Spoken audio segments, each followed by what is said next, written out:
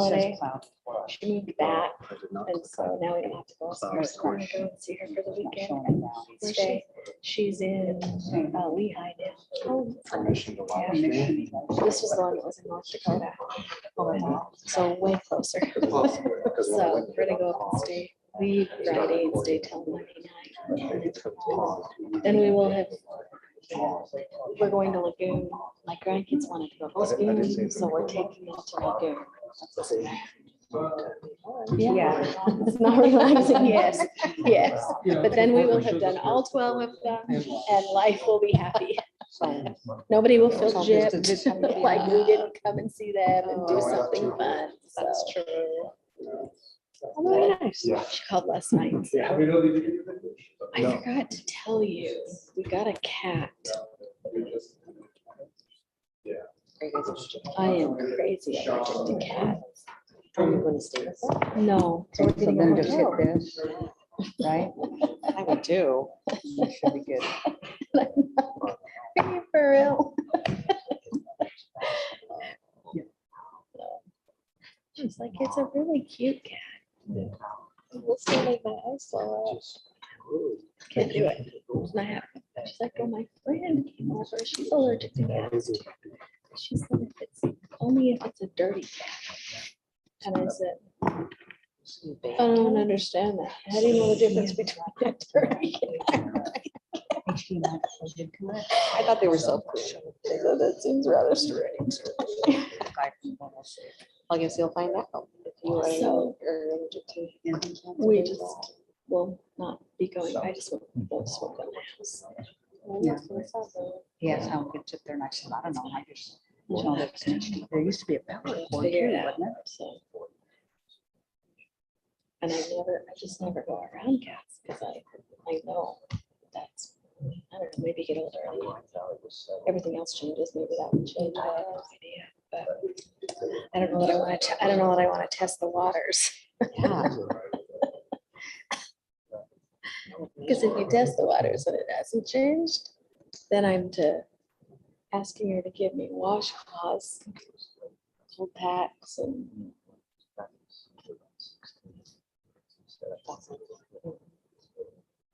I think I just did that. So is it supposed to cool down up there? No, well, it's only supposed to be like 101. So is it cool down? Yeah, it's a cool down. It's gonna feel like a relief. I looked at the temperature for Lagoon. We're gonna go on Sunday. We're naughty, I know, but there'll be less. Scared? I mean, I get. Okay, you ready, Brock? No. No?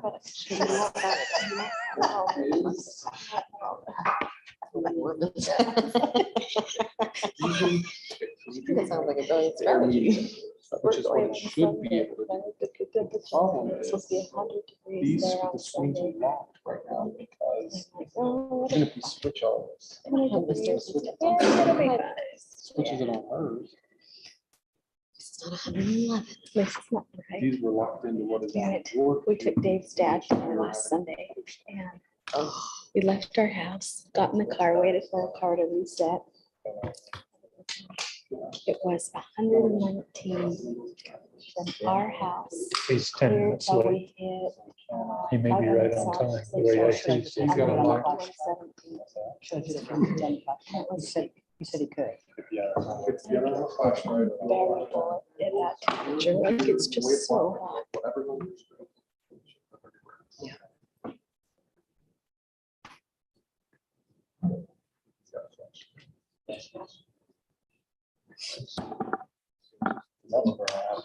Yeah. Right, eventually, that's how it all works. It's just that- Yes, eventually.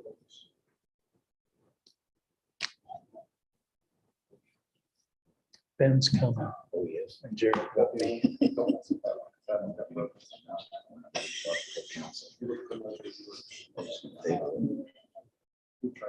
The water master plan. The most questions. It's I think he would be happy if there was something for the summer to allow a little more in the summer. So it's why, item two. Which is why right, right.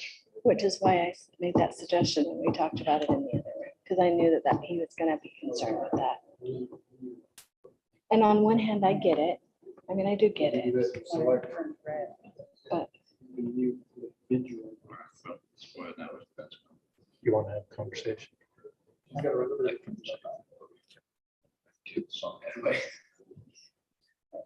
want to hear about the witching. The witching.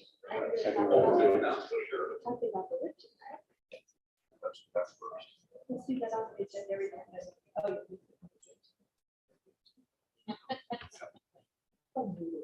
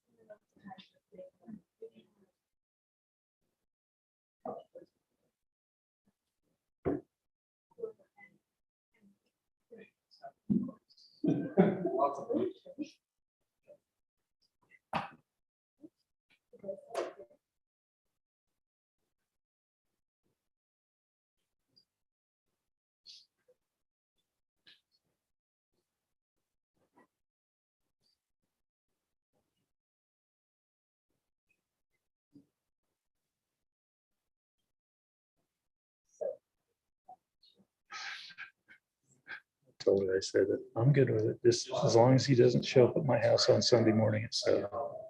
And that's happened. I said, so I gotta draw the line somewhere. I said, Sunday morning at my house at 7. I do not need to see Charlie.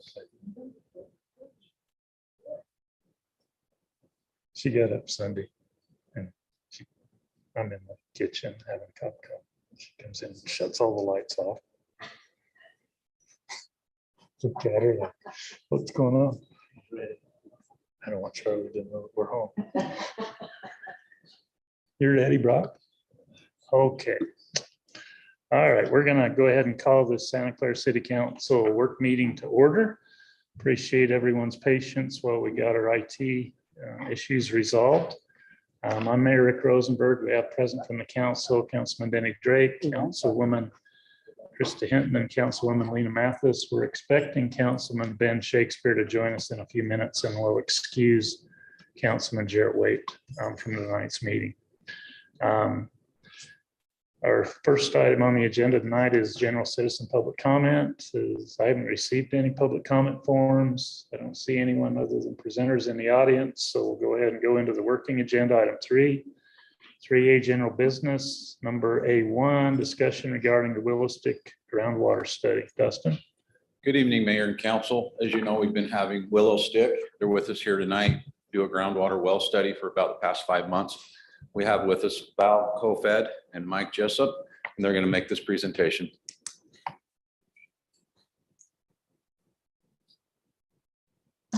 Well, thank you very much. It's good to be here tonight. We finished this report up some weeks ago, so we've been anxious to get down to talk with you. As Dustin just mentioned, my name is Val Kofed. I'm the president of Willow Stick Technologies. And I have with me one of my partners, Mike Jessup. Mike is a geophysicist or chief geophysicist, and I'm kind of the chief principal engineer. And we've been in business, I guess, since 2004.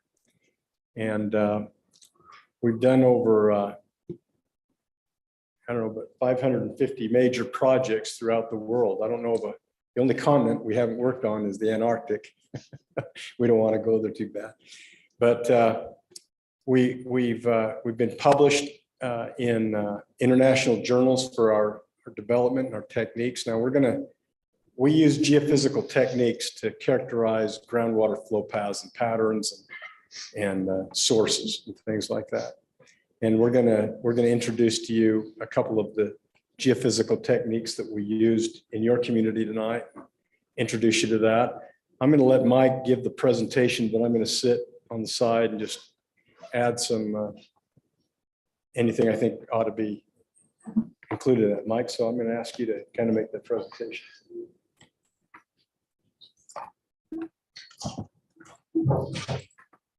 Well, good evening. It's good to be here. See if I can you hear me all right there? Okay. So how do I advance a slide? Just request it? Yeah, tell me how. Gotcha. So here's a little bit of an introduction. So when we look at a groundwater study on this scale, we like to take everything into account that we can. And we've kind of listed 6 things there that we were looking at, which includes some more traditional type of approaches of things like lineament or fracture trace studies using available data like LiDAR.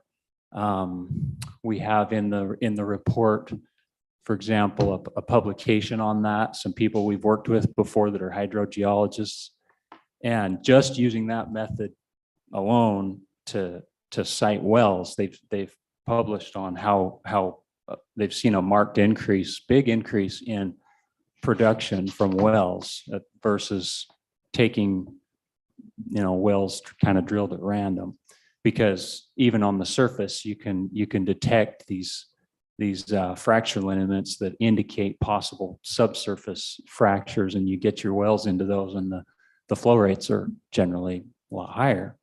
So there's some of that because that can help, but we have a lot of other things that are more reliable, we feel like, than that.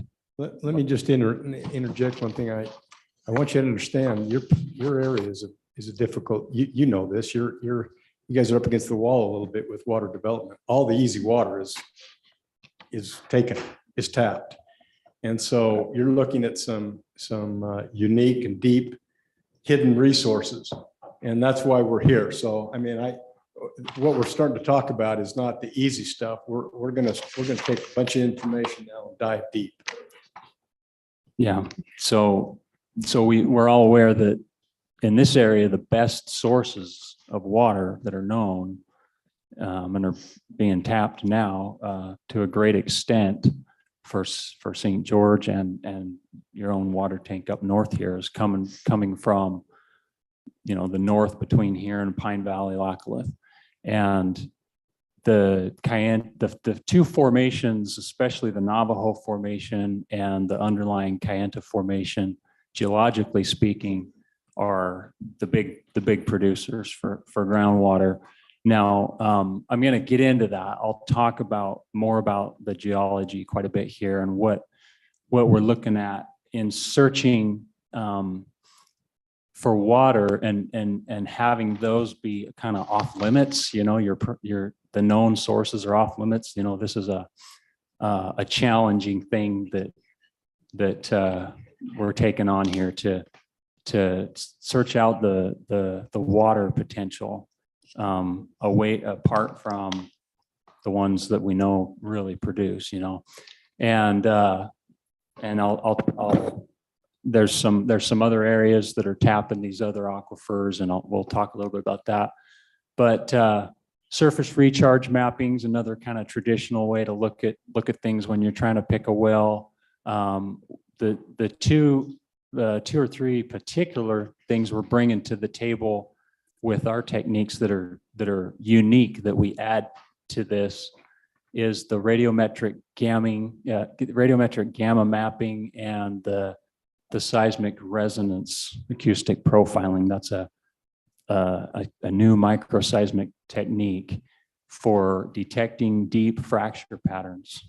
We're finding that to be really valuable in a whole bunch of case studies we've now done where drill holes are getting into those fractures and turning up amazing results on water. I'm not trying to say that that's 100% guarantee, nothing is, but it detects conditions that are highly conducive for high flow rates. So we use that. We're going to get into as I said, the geologic stuff and the cross-section analysis in conjunction with that subsurface mapping with the seismic. And we integrate all the information that we've collected into a GIS package. So with that, let's go on to the next slide, and I'll tell you a little bit more about these techniques that we use. Yeah. All right. Okay. So we've done a lot, as Val mentioned, we've done a lot of projects all over the world. A lot of them with this groundwater seepage tracking system to track leaks from point A to point B. It's kind of strong for horizontal movement of water. That's not a tool that we can really use in this case. That tool is based on putting small electrical currents in the ground and tracking them from their magnetic fields that they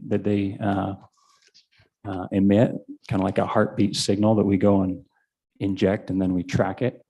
Not really something you can use in this case, but what we are using is the radiometric gamma and the seismic. Now, there's a little picture down there at the bottom of a gamma map, just as an example. What it tells you is it's quick. It's something that's combined with GPS. You walk the site back and forth and you can cover pretty large acreage pretty fast, and you can generate these maps. And we study these maps because they tell you a lot about subsurface geology in detail. I mean, we've taken into account the geology that's published, because there's some pretty good publications by the Utah Geological Survey that cover the area, but that doesn't get into the detail. And like, you get down on a piece of property, say 50 acres, you need some detail there. And this example that's on the screen is one where a master's thesis geology work was done to physically map on the ground all these faults and outcrops that were showing the geologic layering. And we did this gamma right adjacent to it, right where all of that disappears underground, because the alluvial fill, you get into the valleys, that's what you always got. You can't see the rock outcrops typically. So it kind of disappears, and the gamma actually is still showing the traces of those geologic contact changes and the faulting and things like that. And so it's an excellent tool to help get ideas about what's going on geologically. And it helps us to narrow down large areas so that we can then cover those with seismic, because we can't do the seismic everywhere, and this study, I'll show you on the map, we covered 500 acres in this area, and we narrowed that down using some of these, with the LiDAR lineament trace studies to look for those types of patterns, and then the patterns we'd see in the gamma. With those, we narrowed it down and then determined where to put our seismic lines, essentially. So then we can look really deep and look for these deeper fracture networks. Now, in the corner there where it says resonance acoustic profiling, there's an example of, and that doesn't have the color scale on it, but it's a section example that goes down to 800 feet, and the white and light yellow colors represent kind of like competent rock, and where you see the orange to pink colors popping out down there, and there's some trace interpretation lines on it. Those are what I'm talking about, like fracture networks and things that you can detect with this kind of seismic. And it's fast. The system's easy. It's very portable, and you can get out and with a backpack and pull out the equipment and the sensors and start doing it. So that's what we've done here. I'll get into. Oh, and by the way, a little bit about how that works. That is microseismic energy. So the Earth's talking to us, and we are able to listen with these sensors and make pictures like that. And the Earth tide motion that's going on every day from tidal forces, the same tidal forces that cause the ocean tides actually impact the entire Earth's crust. It literally rises and falls a little bit every day.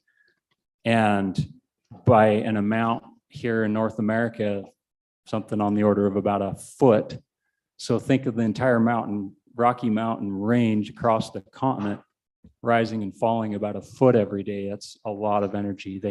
They've shown this with the satellite data and everything else. And with that kind of movement in the Earth, there's a lot of natural energy that's always being emitted down there that can tell us where to put drill holes. It's really helpful. And like I said, we have a lot of case studies now showing the value of this. So geology here, your area, there's a map of Santa Clara City. And there are 2 different geologic publications that cross through the area, and they were most recently updated, published in 2011 and 15, I believe. And from those, we took section AA prime here and BB prime. I'm going to show you on the next slide. One's north and west of town here a little bit, but it gives you a good idea of the general geologic trends, the lithology. And then the one down southeast just cuts barely into town. And they're very similar, the A and the B, but we'll take a look at those. Like I was saying before, Snow Canyon right there to the north. I put on this map your water tank location and part of that pipeline, approximate pipeline position coming down from that. And the study area for consideration when we got this started, got it rolling, is basically shown by the dotted outline there. And we had to go in and kind of look at all the property ownership and figure out what was most feasible within all of that. There's a nice big section down south that you've got the BLM land down there. So we looked into some of that, and then there's some scattered places throughout the city that we looked at, but a lot of it was also up north, crossing over into Ivins and up through there. So here's those sections, A and B. Looking at A first of all, you have, and this is courtesy of Willis and Hayden, the Utah Geologic Survey. You have those formations up there on top to the north, Navajo and Kayenta, the north and northeast. And I've drawn like a typical drill hole on that picture of what we'd be looking at drilling into given the areas that we're studying. And we completely missed the Navajo Kayenta. We're just too far south of that. So what do we have? We have some formations there. I want to particularly point out a thin one in there called the Shinarump. Now nearly all of these formations, when they're encountered in other parts of the state and the surrounding states, there are places where there's some drill holes that they're getting decent water out of some of these. The Shinarump, I'm aware, over east of us in Apple Valley, and the Hilldale, Colorado City area, they get quite a bit of water out of the Shinarump formation. I believe they have to treat it for iron. And more recently too, they've had some increases in certain areas of radium showing up in that, which is a big concern. And I think if we were to drill these areas and encounter that formation over here, I don't think the radium would be a concern. There's a high probability that that's because of the the uranium mines that are in a little bit closer proximity to them.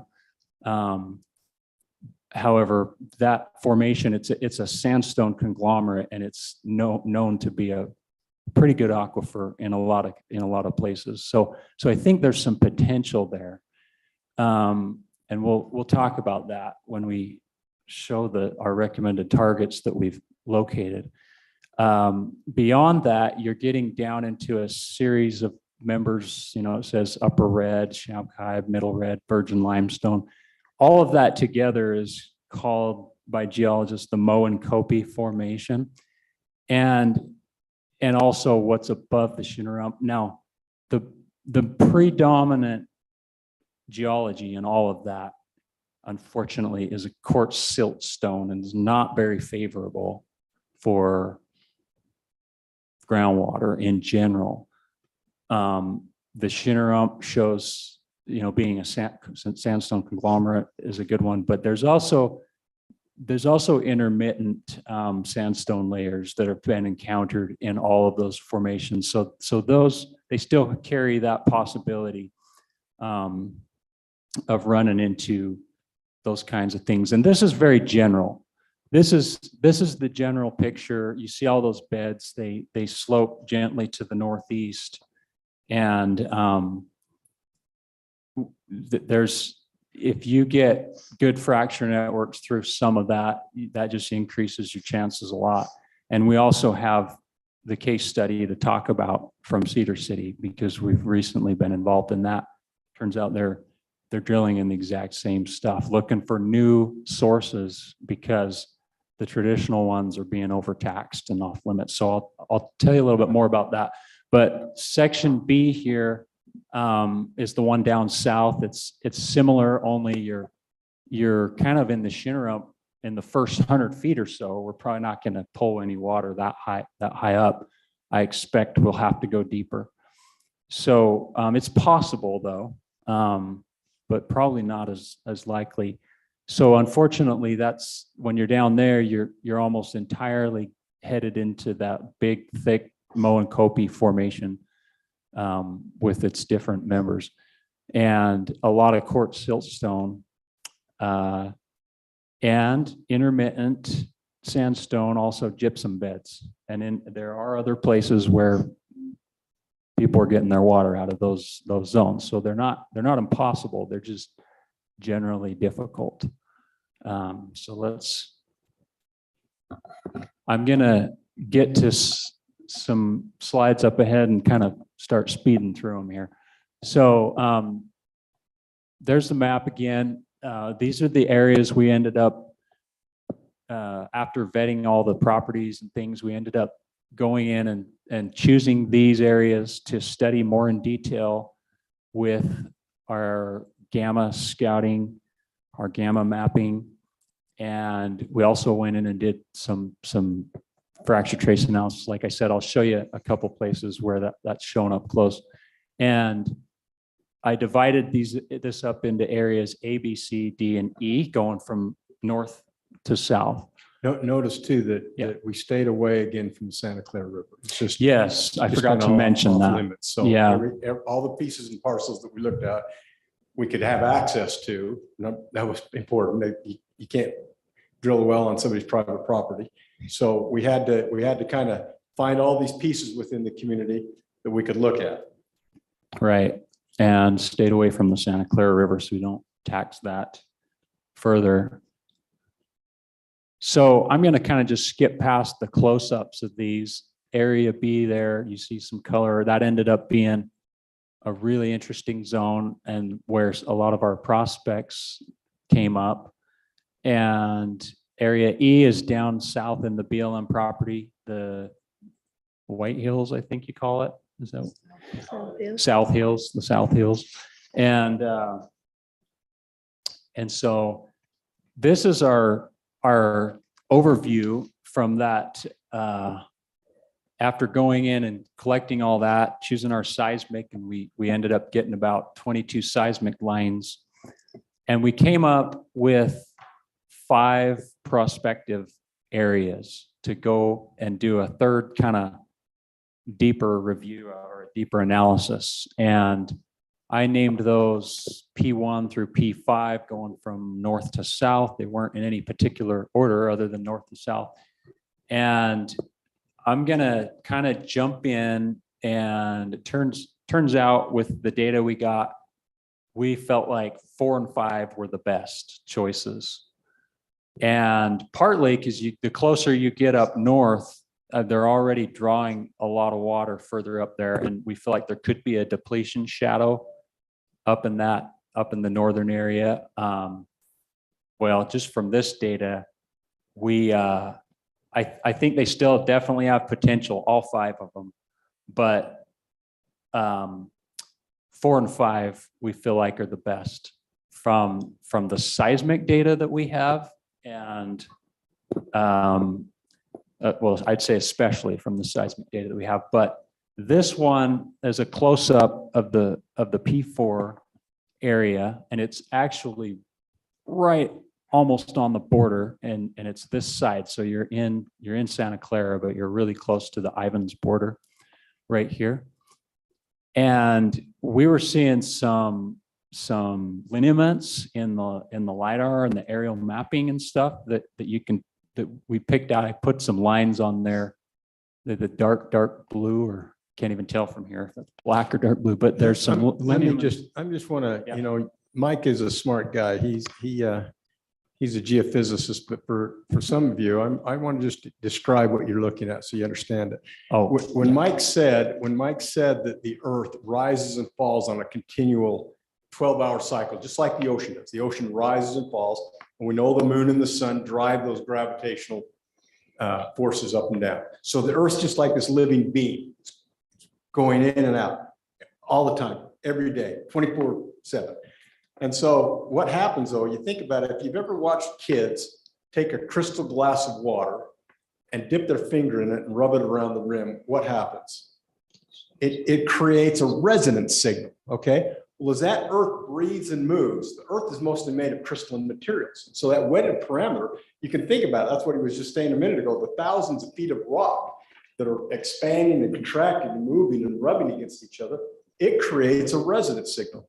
And that's what we're doing. We're listening to that resonance signal. When we have a strong resonance signal, we know we got movement. We got a fracture down there. That earth is just like taking a piece of plastic and bending it 1 billion times. What happens? It starts to fracture. It gets weak. Well, that's what the crust of the earth is doing. And so where the dark pink colors are, that's where we get this resonance signal. We know we got some movement. Now, we don't know for sure how much water. I want to be cautious here that this is kind of structural geology. The other thing I want you to understand is we know there's fractures. We just don't know the quantity of water or the quality of water. And Mike's going to tell you a story about Cedar City on the quality of water. We found a massive amount of water in Cedar City, but it's poor water quality. We'll tell you that in a minute. yeah. So Mike, I just wanted to understand what they're looking at. So those pink areas, think of that as noise. That's where the rubbing's coming from. That's where we want to. That's what we want to look at. Yeah, thank you, Val. And on the big picture too, with the earth tide, is the principal stress release for that motion is deep-seated, predominantly vertical fracture in the crust. It can have angles to it, but it's predominantly vertical. And that's why you sometimes see, you see areas where you've got a lot of slopes to the fractures or the faults. But this picture, for example, when you look at those seismic cross sections, you're like, wow, it looks like a chimney. It's so deep. And you see, we went to 2,000 feet in our analysis with this data, and it's impressive when we pick these things up. But if there's water down there, that's where you want your drill hole, because it'll flow really well in those zones. But the quality Val mentioned, we don't have tools that can measure or tell us the quality of water. And in Cedar City, just very recently drilled here was the very first of several targets that we had picked out of recommendations from our study with them. And that's again, you know, the traditional aquifers off limits. We're looking for something new. And we got them into something that looks similar to this in a faulted zone to the east up there in the mountain a little bit and on the hill. And they got down in that well, and for 400 feet of the, by the way, they're drilling into the Moenkopi formation, same thing we're dealing with here. So it doesn't mean that you're going to encounter the exact same things. Those formations can vary a lot, but in general, this is approximately what to expect, something like this. So they get down there, and they get into some really fine sandstone formation, and they've got like 400 feet of that. We don't know how, there's more probably, but they had to stop drilling because it was starting to cave in on them. And we realized that we probably ought to be using a different drill. Well, we're not the ones drilling, you know, but we're not the experts in drilling, but they're using an air rotary rig, and it's kind of blowing the formation apart because it's just so lightly cemented. But it's got water in it, and 400 foot thick so far of water. And the question, when the well driller's pulling it out, it looked like chocolate milk. I mean, it scared me because I thought there's no way we can clean that up. so yeah, and they have a seasoned geologist that that works for them, and anyway, we knew that it had to be tested for quality, but also, can this be filtered? Can the engineers design a filter pack for this?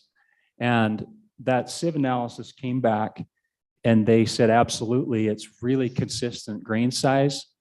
It's this fine sand, but sure, we can design for this and screen it and filter it, no problem. And you could get a lot of water out of this well.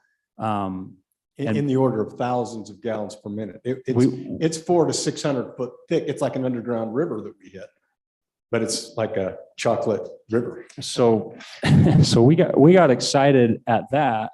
And the geologist that was working for him had a sample in his vial, and he's like, I'll bet you this water's clean once you screen it, because usually when you're in sandstone, that's the case.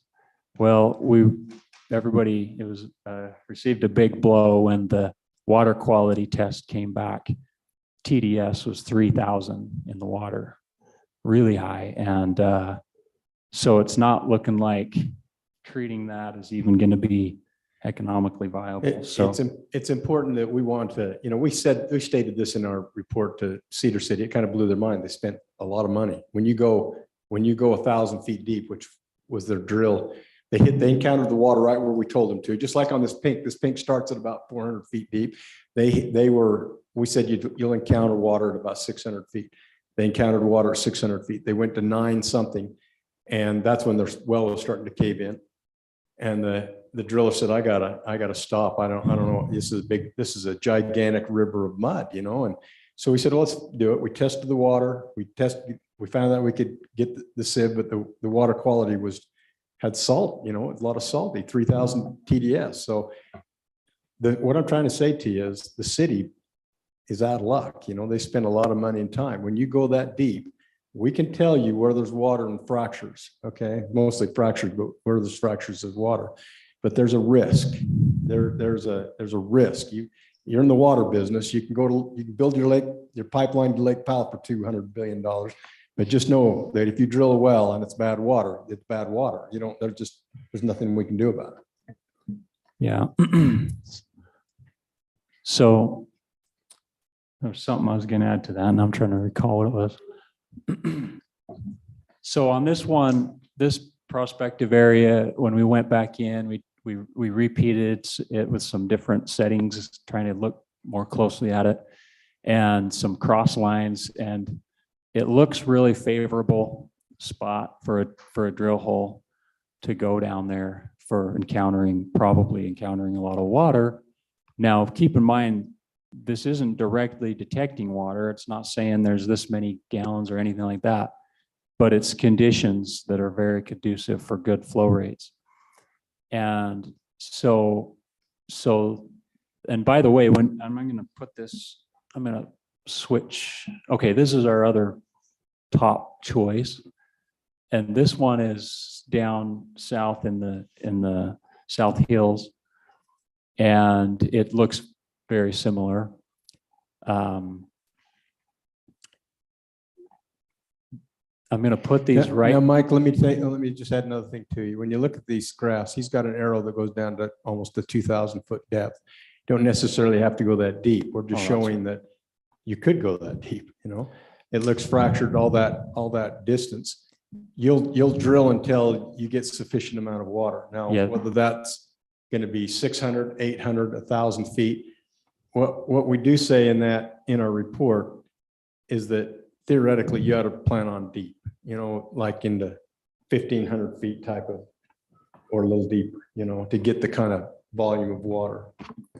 Yeah, Cedar City actually was we kind of recommended 1,000 on the one they're drilling, and then they 1,000. actually came back and said, we're planning on 1,200. We're going to go 1,200.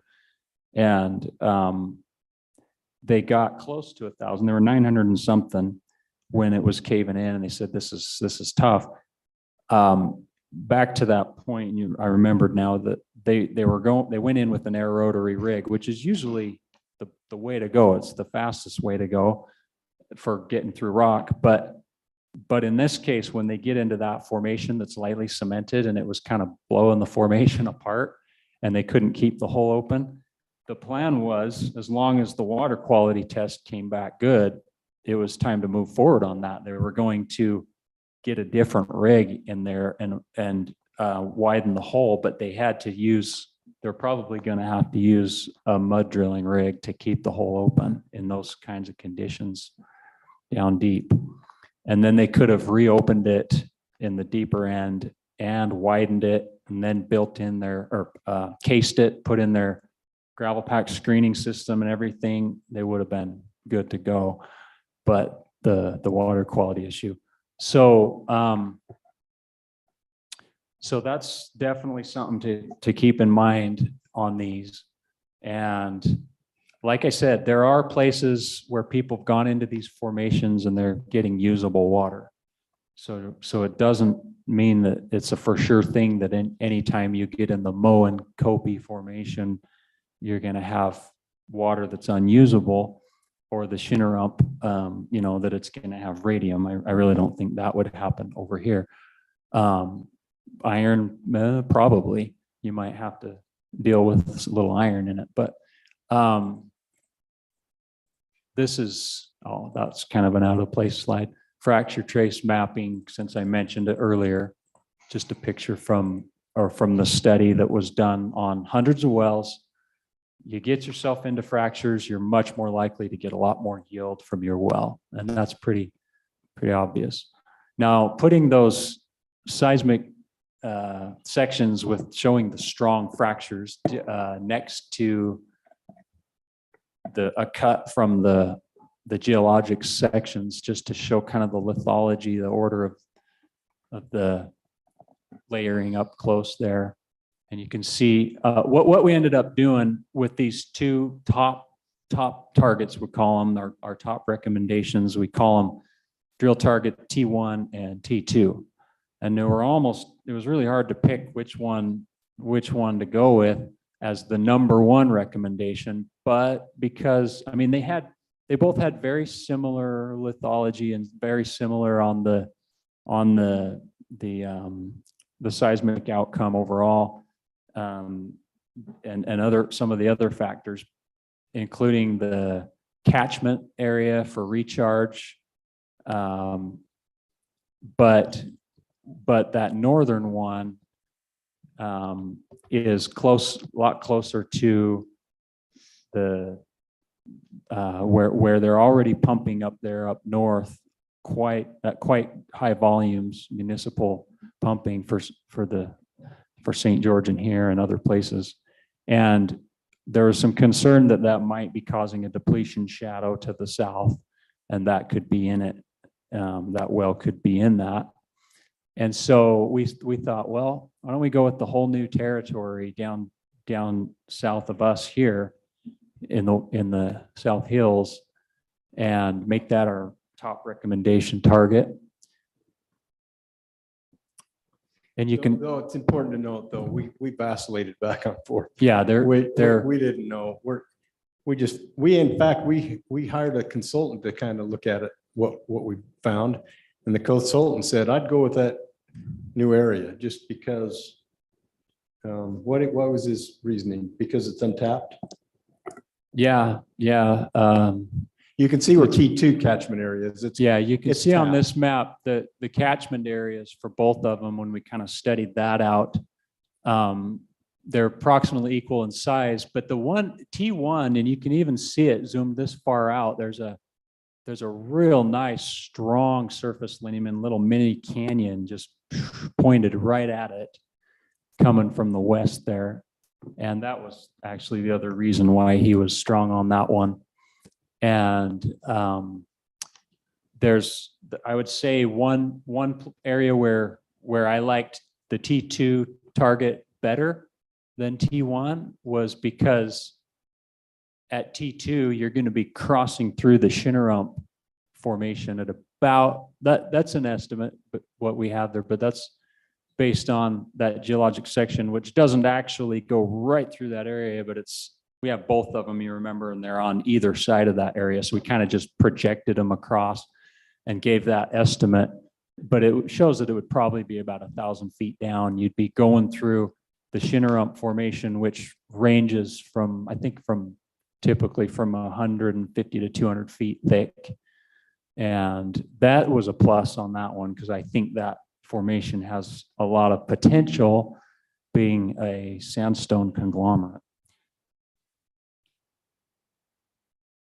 And this is just a graph of the resonance intensities that we picked up at those particular target locations, which, we compare them to what we see at other that sites. graph right there, it suggests that really you probably will get your water, all the water, before Somewhere between 14. 400 and 1,200 is probably, and beyond, but I'm hopeful that if these were drilled, that they wouldn't have to go anywhere near 1,500 and you'd actually start seeing your water much, much sooner.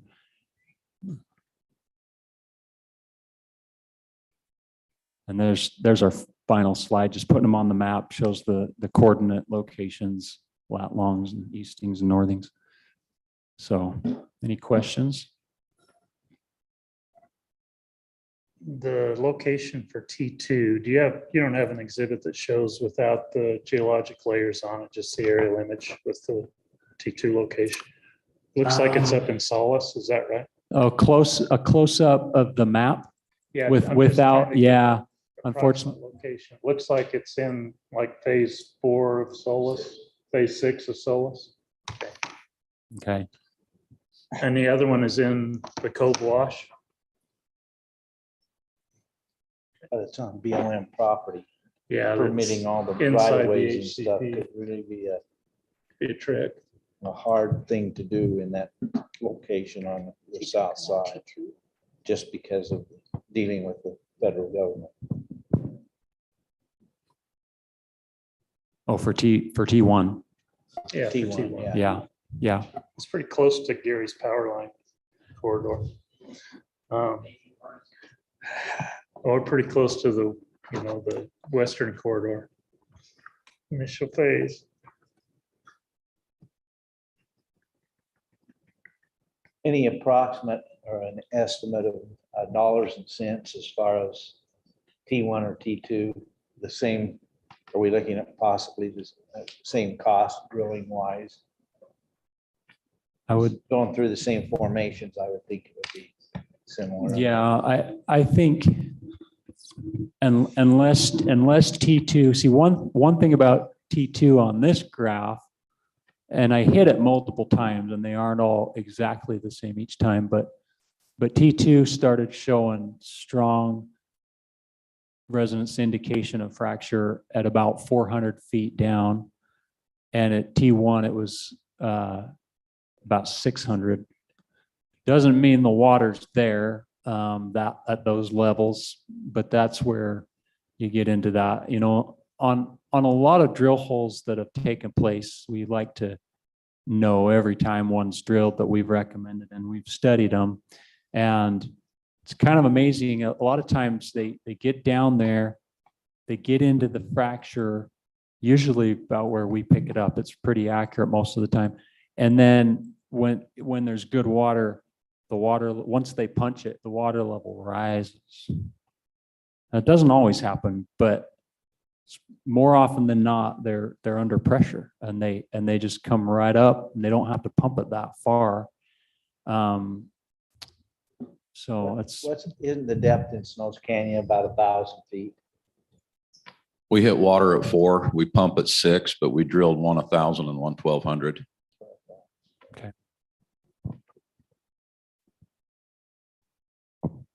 Are both these close to your infrastructure already? Yeah, that was one benefit of it. Yeah. Well, the northerly one is close to your infrastructure. Yeah, a lot closer than the second The one. second one isn't close to anything. Turtle Burrow. Well, we do have that pipeline out there from South Hills Tank. Yeah, how far is it from that? You're just over the net, I guess. I never did find the flags out there. Would like to get that GPS location from you. yeah, it's in the report. Yeah. Can you go back to the previous slide? Yeah. Go back one more. No.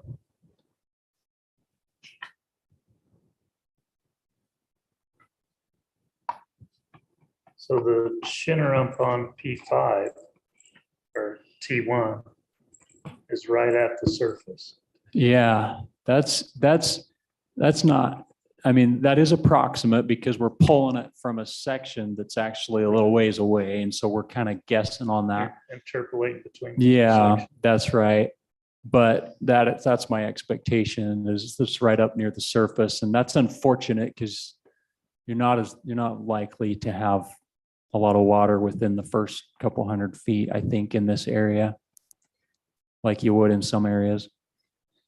It shows a pretty competent down to like 400, 500 feet. So you probably won't get into any water until you get that deep. Yeah, I wouldn't You know, think, we looked at a lot of well logs in the area and isn't it a mud shale?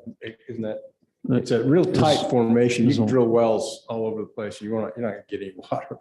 You know, we saw that and all of the wells were drilled less than 400 feet deep. And there's hundreds of them that don't produce any water. So you got to go deep. The proximity to the northern wells that are already drilled and you're concerned about drawing down on those if you drill in this upper zone. It was brought out by that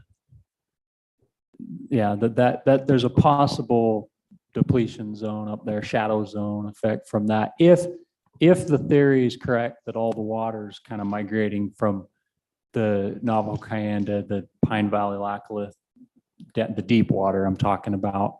But this would be south, I mean, just by proximity, not by formation. It's south of that, quite a ways. Considerably south of that. Yeah, and it may not be an issue at all. It was just a concern that was brought up. I would, again, I think when we start to deal with the federal government and looking at permitting and stuff, becomes a whole different ball of wax than working where we're at on T2. What are the, I mean, you talk about probabilities and, I mean, what have you seen? You go drill either one of these, what are we looking at percentage wise of good water? Well, every single, for good water and far as quality, Yeah. that's a tough one. I'm aware of cases all across the board. We've worked in areas where water quality has been a big issue, where it was known because there were wells right around that were getting, like in one case, they're all shallow and it's like 150, 200 foot wells, but there's salt's a real problem. And we we said, well, let's look at the 400, 500-foot zone. And we did, and they went for it, and they got good water. They had to clean up the iron a little bit, but they didn't have salt, and they were super happy. In another case, and see, we can't, of course, detect that quality issue, but we can look at different horizons and look at different potential aquifers. Another case, the salt was deep. Every well in the area that was down 500 feet was all salty. And we looked for something shallow, and they got it, and it was fresh and good. And it was actually a really high producer too. It was 1,000 gallons a minute in the West Desert of Utah. I have a slide that shows that. I on need to this say computer. one thing, but- but the Cedar City problem hit us blind. I mean, it was a sandstone formation it's on the east side of the mountain. You know, for water to become salty, it's got to go through a formation that's, you know, picking up that contaminant.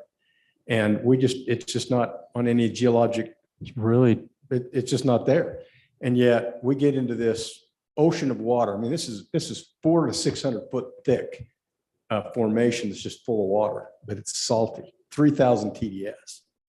You know, it's like ocean water. Ocean water is like 50,000, but it's not drinkable. Okay. And it's hard to remove salt from water. And so it's just an unfortunate thing, you know, they're mad, and I would too, but you know, it is what it is. So we can't see below our toes in some respects.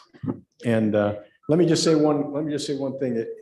I thought, I can't hear very good, but if you've asked this question, what's your success rate? What is our success rate? You've kept track of all the wells that we've drilled. We're probably in the 90%. we're really close success rate. to 90%. But there's some failures out there. That's what I'm trying to say to you. This is risky. This is real risky. This is deep, you know, and if you don't have the tolerance for risk, don't go do that, because this is risky. But we have the tolerance for water, so. Well, and that was my thing is, I mean, you look at, take T2, I mean, obviously we've got good wells above that, you know, that may or may not fall into that. We're pulling from the same source, but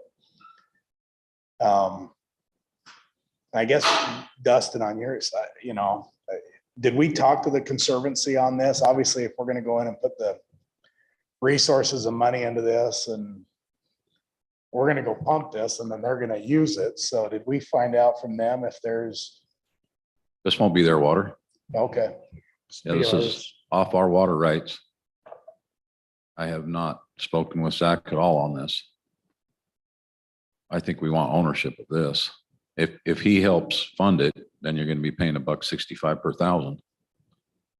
I know Washington City's drilling its own well now too. I mean, there's Hurricane is in the process, so. yeah. And they're just using their own water right. They're not turning it. I'm sure down the road, there'll probably be some exchanges with the Conservancy District. They're not. There'll probably be some cross connection with the regional system. The well probably Lines. stay in the city's ownership. It could be very costly to the city if you have to treat it too. You Yeah. have to create your own treatment plant and stuff, but. Well, that's why I asked the risk. Like I said, I mean, 90% is a pretty good success rate, so. But yeah, anytime you're drilling that deep, I gotta believe the risk is there, so. Best option, you know, is to test pump, test drill it, test pump, a small hole. Then go from there. If you find water, develop it. I have a question. Yeah.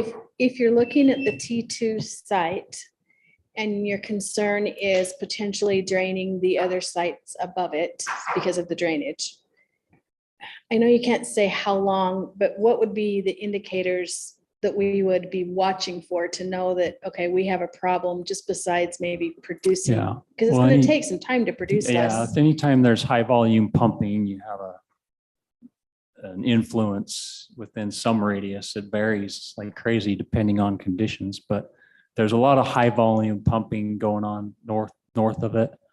And it was actually the consultant we had look at this that said this, and he's really seasoned geologist. He's worked through a lot of stuff and retired now, but he said, yeah, I just a little concerned that there could be a depletion shadow up there, meaning you got all that high volume pumping north of it, and it might be taking away from what you would otherwise get at T2. And that may not be the case at all, but I think it's a possibility. So let's talk, go back to your first slide showing the aquifers. Because right now, the wells that we're talking about in Snow Canyon are in the Navajo aquifer up there. One more, I think it went Your back. cross sections, These ones up closer? the cross section, the whole, the AA and BB. Yeah, I can go, yeah, I can go back. Is that what you're talking about? The, Where you can kind of see the Navajo next. Yeah, there we go. Yeah, you got the Navajo, and then you've got the Shinneramp down lower. So if you were looking at the Navajo aquifer and Kayenta, which both are being used, it looks to me like where actually, I don't know where it would funnel unless there was a fracture somewhere to Yeah, get from yeah. the Navajo. And from, it's a good point. And from, if you combine all of our seismic together and I'm not showing it all, but everything we did, there aren't a lot of fractures like some areas we've done are ubiquitously fractured up all over. That's not the case so much here. So you could make a case for that and say, well, it seems unlikely that if they're really that connected, you know. I think you guys are the professionals. I just look at what we'll have to, the hoops we'll have to jump through to drill one spot versus the other spot. And could be considerable.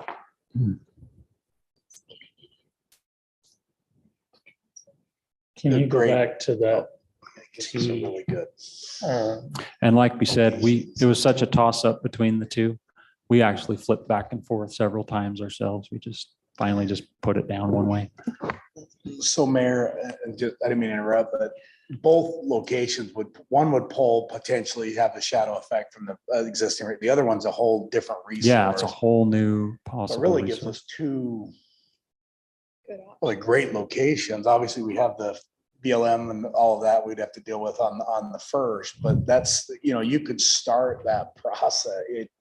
You've Get the got ball now two rolling. great locations that say, look, ultimately you got to have the water eventually. And now you've got two great locations from two different, well, even though one might be shadowing, but at least it gives you those options. Are we limited, Dustin or Mayor, are we limited to only building one well? Or in the future, if we wanted to say do one and then we look at a second one, can we do both? Just one. It's Just the only one. available rights we have is enough for one. You've got underground rights to like 1,000 acre feet. What do you got? I can't remember off the top of my head. Under something like that. If Yeah. you could put them into 2 or 3 wells, depending on the flows that you get. Hopefully, we're only going to do one. Yeah. Hopefully, we'll get enough water out of the one well we do to be able to utilize our remaining rights. So if you did the T2 well, and there is this shadowing effect, and the production capacity was reduced either in the existing wells or the new well, would you have the option based on your flow then to do a second one out at T1? At a very high cost. Yeah, sure. We'd sell that one to Water Conservancy. just for your information, like Cedar City, we actually we identified eight locations. Here, we didn't have that. We just found the 2. And I'd put both of those in your pocket, down the road. Yeah.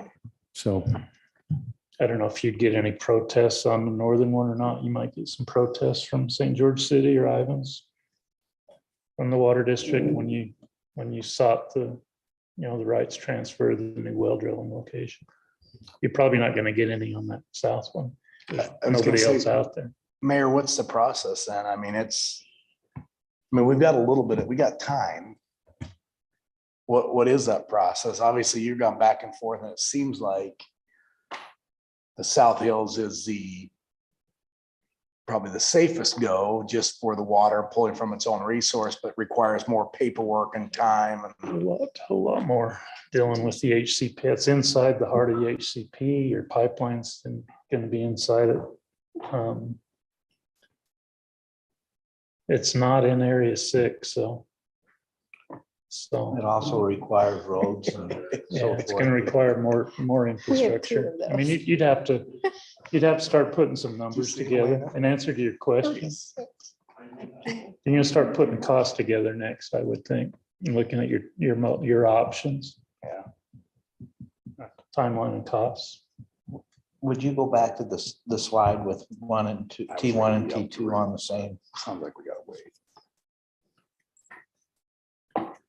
Drill. This one of the map. Yeah, that. And so you've got your Kayenta formation right at the top of T2. Yeah, The Chin Lee, does the Chin Lee concern you? Drilling up there because it's not- impermeable. it's one that's probably got the least potential for having the intermittent sandstones and things. It's generally not a very, well, I know, I read, I don't exactly know where, but I've read in that there's places they're pulling water ground, there's some groundwater aquifers in that too. So it's got some potential, I think. I know over in the Apple Valley area, they get nothing in it. They go on to the Shinnerup, and that's where they get all their water.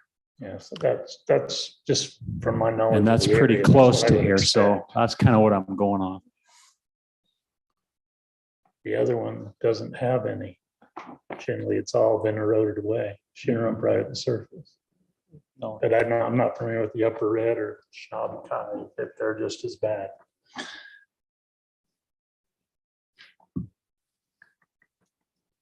It's interesting though. Do we have hard copies of all this? And Take if it you, to my if you poker want buddies. the slides in addition to the report, and these are all the same figures, but if you want the slides as well. You get them, I can. I'll take them to my poker buddies. Oh, the geotechnical engineers, they're the high risk takers. Those are the guys I play poker with. So in this process of, is there, I know you've done Cedar City and stuff, is there estimates of costs in going, say we wanted to go 1,000 feet to test? Have we got an estimate of cost for that? About 2.2 in our capital facilities plan. For, that's not the test pumping. So we would want to spend, $300,000 for a test hole and test pumping. Okay, Then a fully improved well with well house, the filter, all that, about 2.2. And then the pipeline infrastructure and roadways on top of that. Yep. well, and that's the other thing, the pipeline structure from T2 is going to be a lot different than T1. A lot easier for that. Cool. It's super interesting. It is. It's got my mind racing right now. But we'd have to do something, if we're gonna have to look at that one well that's up on the north, we need to start getting some agreements with property owner. It's all private ground. It's easements. approved for development. I'm gonna be buying a lot or two. And then donating it to the city.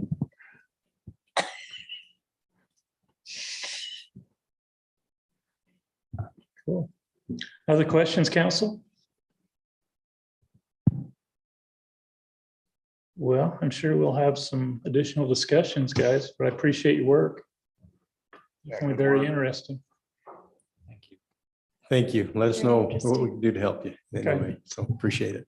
I thought for sure you were going to come in with a willow stick. Now, people make fun of that, and that's okay. We have to laugh at I don't ourselves. make fun of it. I've been there. People, when I first named it Willow Stick, they go, "What's the stupidest name?" But now they know it's a scientific approach to it, and people call us every day and say, "Can you willow stick that? Can you willow stick that?" Can you which one? And we will. Thank you very There you much. go. Thank you, Thank gentlemen. you. It's very interesting. Okay, 3A2, discussion regarding updates to the master water plan. Thanks, Mayor. Last time we met, we were talking impact fees. You asked me to go back and look into fixture count. Can you go to that attachment? It says fixture impact fee. Not in the study. No, it was a separate attachment. There's two separate documents.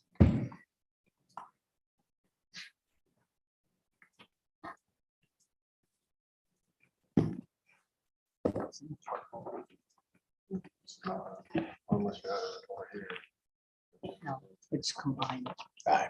So I'm under just, the, of that. just go down page 2. Only at the very I don't know. Right there, Brock. Scroll up just a little bit more. Other way. I think he's pulling. Other way, sorry.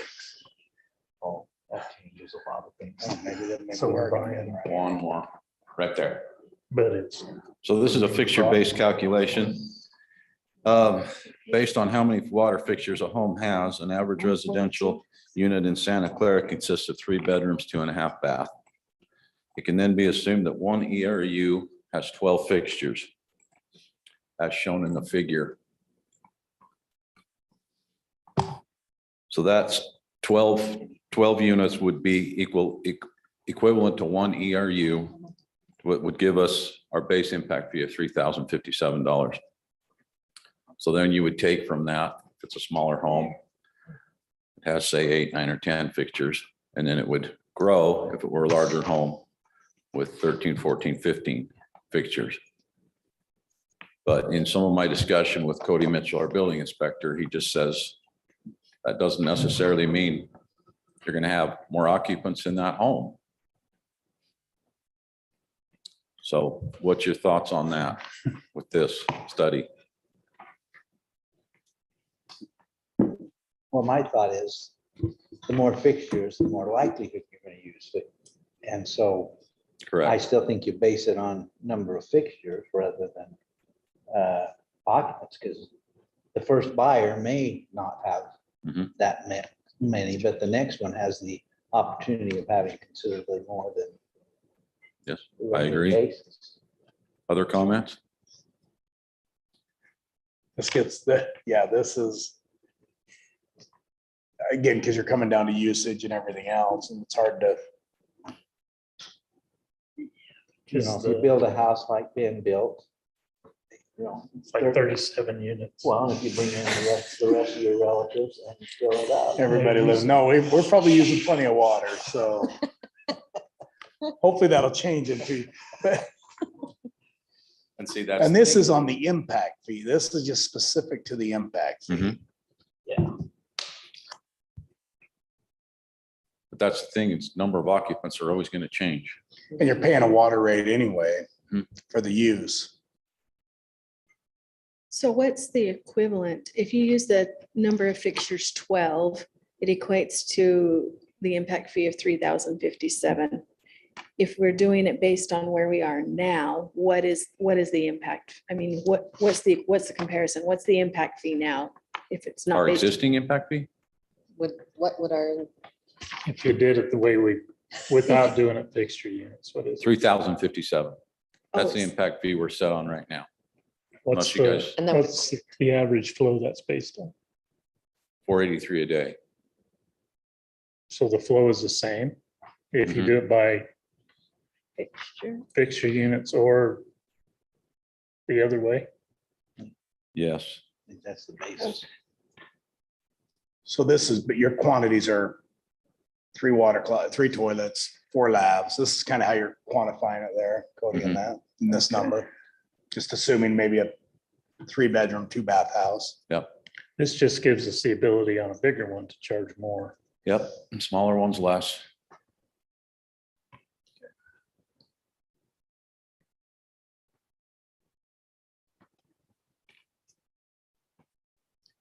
You feel like that's the direction you'd like to go? But then they're gonna go over the 0.59. Possibly. Or the They can't with our new 0.25 or standards. whatever. We're not allowing them with our new standards, though. Well, but their new standards only affect the outdoor use. This is all indoor use. No, it affects all usage, the 0.59. That's indoor and outdoor. For culinary. Yeah.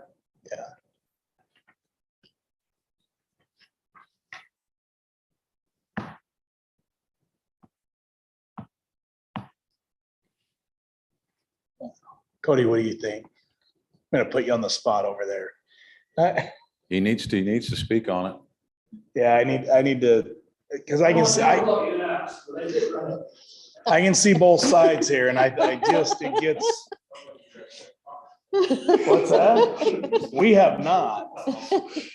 But I just could tell he wanted to, Thanks for this opportunity, Dan. as a bingo champ, I would like to know the second place runner-up, what he would think. Dustin and I have had some animated discussions about this, so I took it, it didn't take long, about 30 seconds, and I typed this up the other day during my break. Here are my feelings. It is understood that there are many ways to look at the water impact. And from my perspective, there isn't one feasible way to calculate the service. Not one. The method that makes the most sense is meter sizing, which we currently implement. Looking at the true difference between a townhome and a single-family home, the largest variable is landscape. With the recent push for water conservation, this topic is on a much more neutral field. I'd like to emphasize the potential. All 3/4 inch water meters have the same potential discharge regardless of the use that is installed, much like a 200 amp electric meter. There are many variables to both. Water would be based on an occupant load, available fixtures, plumbing features, living habits.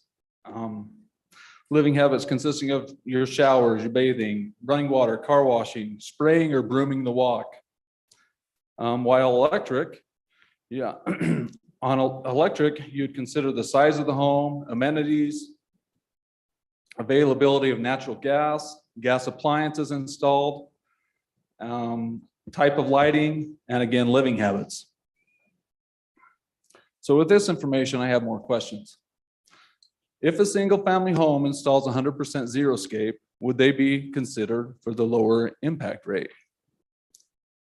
And because the impact fee study requires X amount, which is $3,057, I put together, mine's off of that, but if we were collecting the impact fees required for a single family home of $3,500, offering a discount to townhomes at $2,000, the townhome discount would then create the need to increase the impact fee for single family homes to $5,000 to make up that difference. That's on a one-to-one basis if you're getting the same amount of townhomes as you are single family homes. So that gets skewed when we, of course, elevate one more so than the other, like we did last year, which will be in my report later. Yeah, just a quick write-up. Adjusting the fee from ERUs to fixture count would affect the impact fees such as sewer and stormwater, since currently they're both calculated off ERUs. This again would reduce the fees for townhomes and pass it on to single family use. Higher water users currently pay on a tiered system for their higher usage. And my final point being a discounted fee schedule advocates for townhome construction by providing the same service connection to utilities as single family home. So from my perspective, again, it only makes sense to base the impact fee for metered uses off of the supply potential.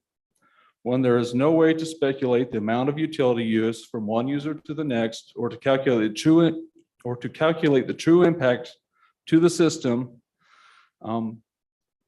you have to stick with the supply size. Additionally, a point has been made that the high density offers a greater impact based off of connections per acre over that of a single family home development.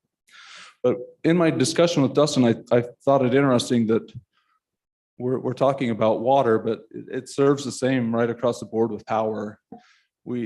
At my home, I have a 200 amp service, of which I probably utilize on average 50 to 60 amps.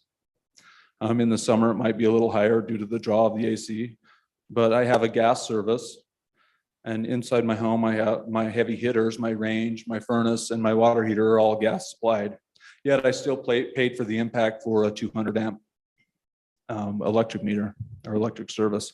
So much the same, unless we wanted to consider throttling the 3/4 inch water connection back to a 1/2 inch, like I could do with my power. I could throttle back to a 100 amp power meter to cut my potential. Then in my mind, it only makes sense to stay based off of what we're providing at the curb.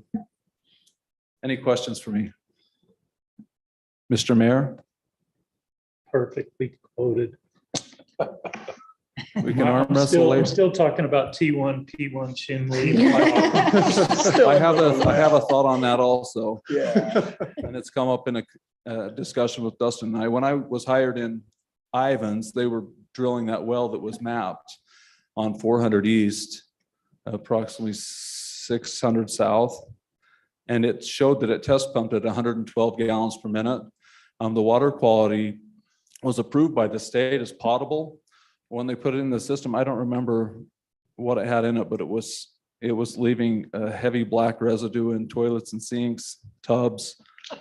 So, and as we continued to pump it, Well, that's because it's supposed to be drinkable, not. it was drinkable, as by the state standards.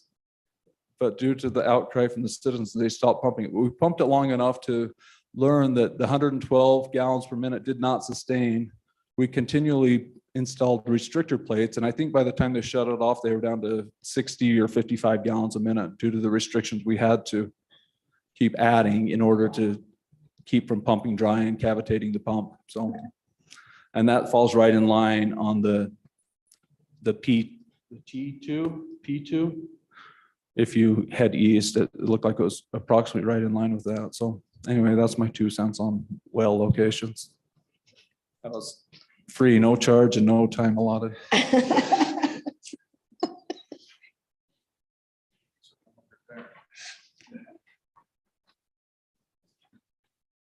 Okay, thoughts with that being said?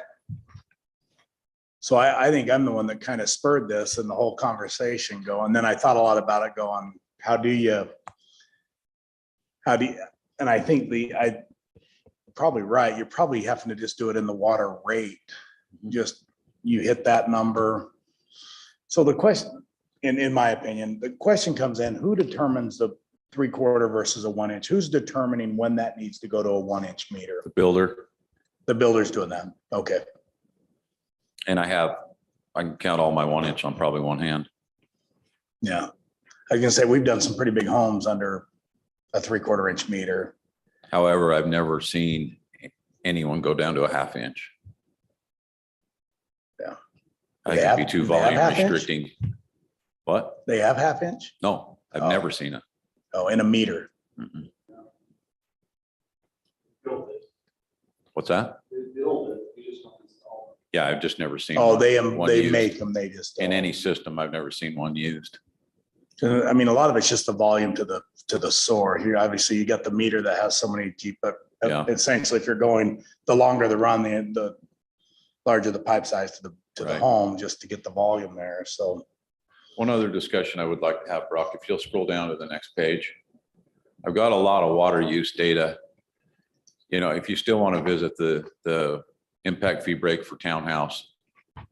Here's Desert Village. Yearly average 24,000. Monthly average per unit, 2,000. Daily average 67 gallons, 0.0 acre feet per resident. Go down to the next one, please. 0.0 what? Here's Desert Heights, fairly large homes, a little bit further, Brock. 191,000 yearly average, monthly 15,000, daily average 525. Still meeting the 0.59 acre feet. One more, Brock. There's a slightly smaller subdivision, Bella Sol. Yearly average 126,000, monthly 10, daily 333.39 acre feet. So if you're considering giving anyone an impact fee break, the proof is right there.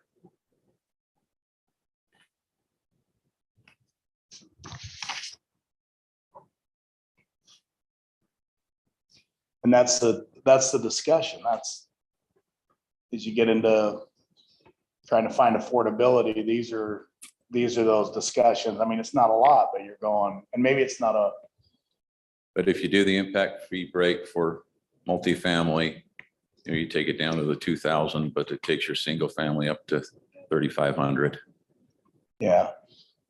And maybe it's just to cover the projects that we have in our impact fee study. But the numbers would say they're having more impact. Mhm. Reality. Correct. Yeah, the numbers are there to show you.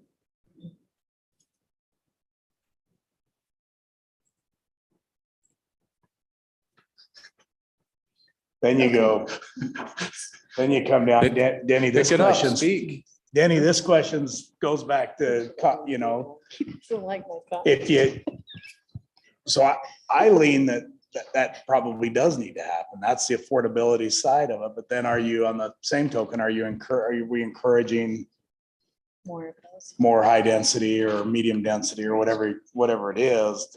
And again, I'm not saying good or bad one way or the other, but essentially if we're getting into the affordability conversation, higher density lots and reducing impact fees to that is But with Cody's point, it's the same meter size.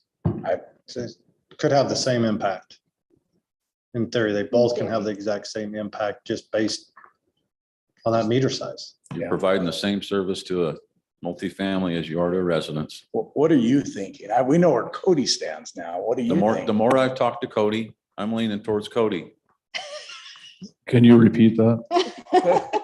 Yes, I owe you lunch. Could we solve this at the poker table, Mayor? Like all of us get around and Cody goes No, all in with his He hand. deals with impact fees probably more than anybody at the city. Okay, I have a question. So the acre feet usage if you're comparing multifamily versus the homes, do you think the reason for the increase in the usage is because of the outdoor watering? No, I think it's the tenants, the size of the yard and more people inside the home, larger homes, swimming pools, more fixtures.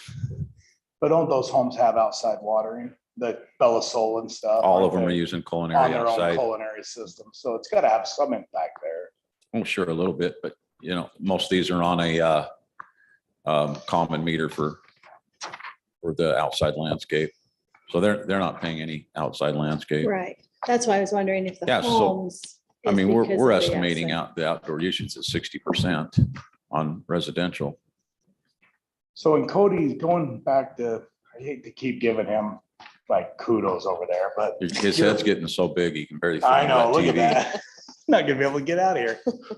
The impact, what is the actual impact? When we talk impact fees, is the impact of the city, the replacement, you've got to go in down the road and replace that line to the meter. You've got And getting to, water in the pipe. We just Yeah. talked about 2.2 for a well. It's providing the water also, the infrastructure, O&M, employees, equipment. But no, that impact fee is, to that, no, it's not to replace that line. Can't use it to replace a line. It's for New new. construction. It's to be able to build this well. It's to be able to build the infrastructure to get new water resources there. So that's all, to get that is to with our usage rates to be able to replace. It's the new. and I guess that's my question. We have to kind of look at this from an impact and a use. Mhm. Like the impact, the cost of the well, the unit 13 there is going to needs that well just as bad as a single family home in Bella Sol. There still need wet water to that pipe. So If you look at it that way, they should pay the same impact. I know, then it comes down to the affordability thing. And Yeah. so, All your lines are sized for fire flow and peak day. They're all sized the same. Everybody contributes to that. yeah.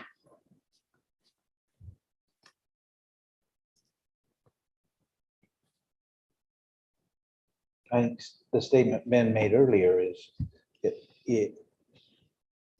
if we're going to decrease for multiple family and increase single family, then you're all of a sudden determining what you want Santa Clara to do.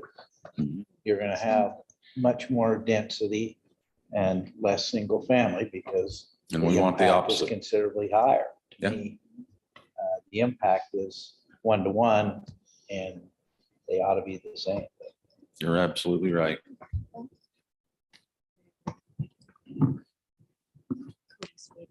I like meter size. Say that again? I like meter size. Meter size? Just basing it on meter size, not fixture. Well, that we do when they send in their building permit, they'll pay a larger fee for that meter size and a Basically, higher base rate. just keeping the impact the same across the board is really the question. Mm-hmm. Do we want to give a discount for the townhomes or multifamily?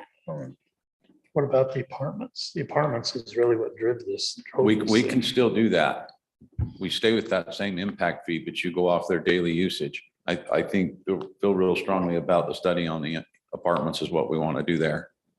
But that's just going to set it up off of that $3,000.57 or 3,057 number. Say that again. It's still using that same impact fee, but it's going to be off number of ERUs. So if you have an apartment So you complex. Do the that's- equivalent ERUs. got it. Yep. That won't change that. Okay. Now, on the apartment, though, they won't each have a meter connection, No, correct? but Common, 70 just a large. apartments is so many ERUs Mhm. and times the cost per ERU. That ERU cost doesn't change.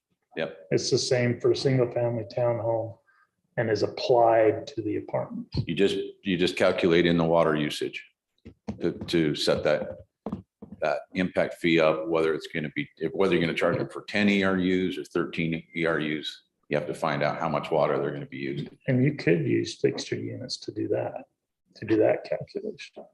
Yeah. Either way, as long as you're using it off that $3,000 Yeah, you're just- impact fee, you're going to You're get there. just- Yeah. You're just using that 3,000 for everything. And the apartments are gonna fall into the same thing. They're gonna have a fixture unit, flows, that's gonna determine a meter size. It's already gonna fall into that, Yep. all that, so. Well, when I first asked the question, I thought I knew exactly what I was thinking on this. Now I don't, I'm more confused than ever, so. But I kind of agree. I see both sides. You're trying to create affordability and, look at the use, but it's hard to determine what that is. So probably easier to keep it where it's at. I don't disagree. Okay, should I bring it back with that? Wanted to have one more discussion about the impact fee break for secondary water. Remember, it'll drop down. They'll get a little impact fee credit. But there again, it brings everybody else's up to compensate for the 22% of irrigation projects that we have. So we're going to run that impact fee up again, the single family without secondary connection.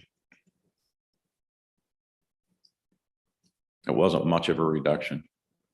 If they did have a secondary connection, we'll just drive up that other impact fee.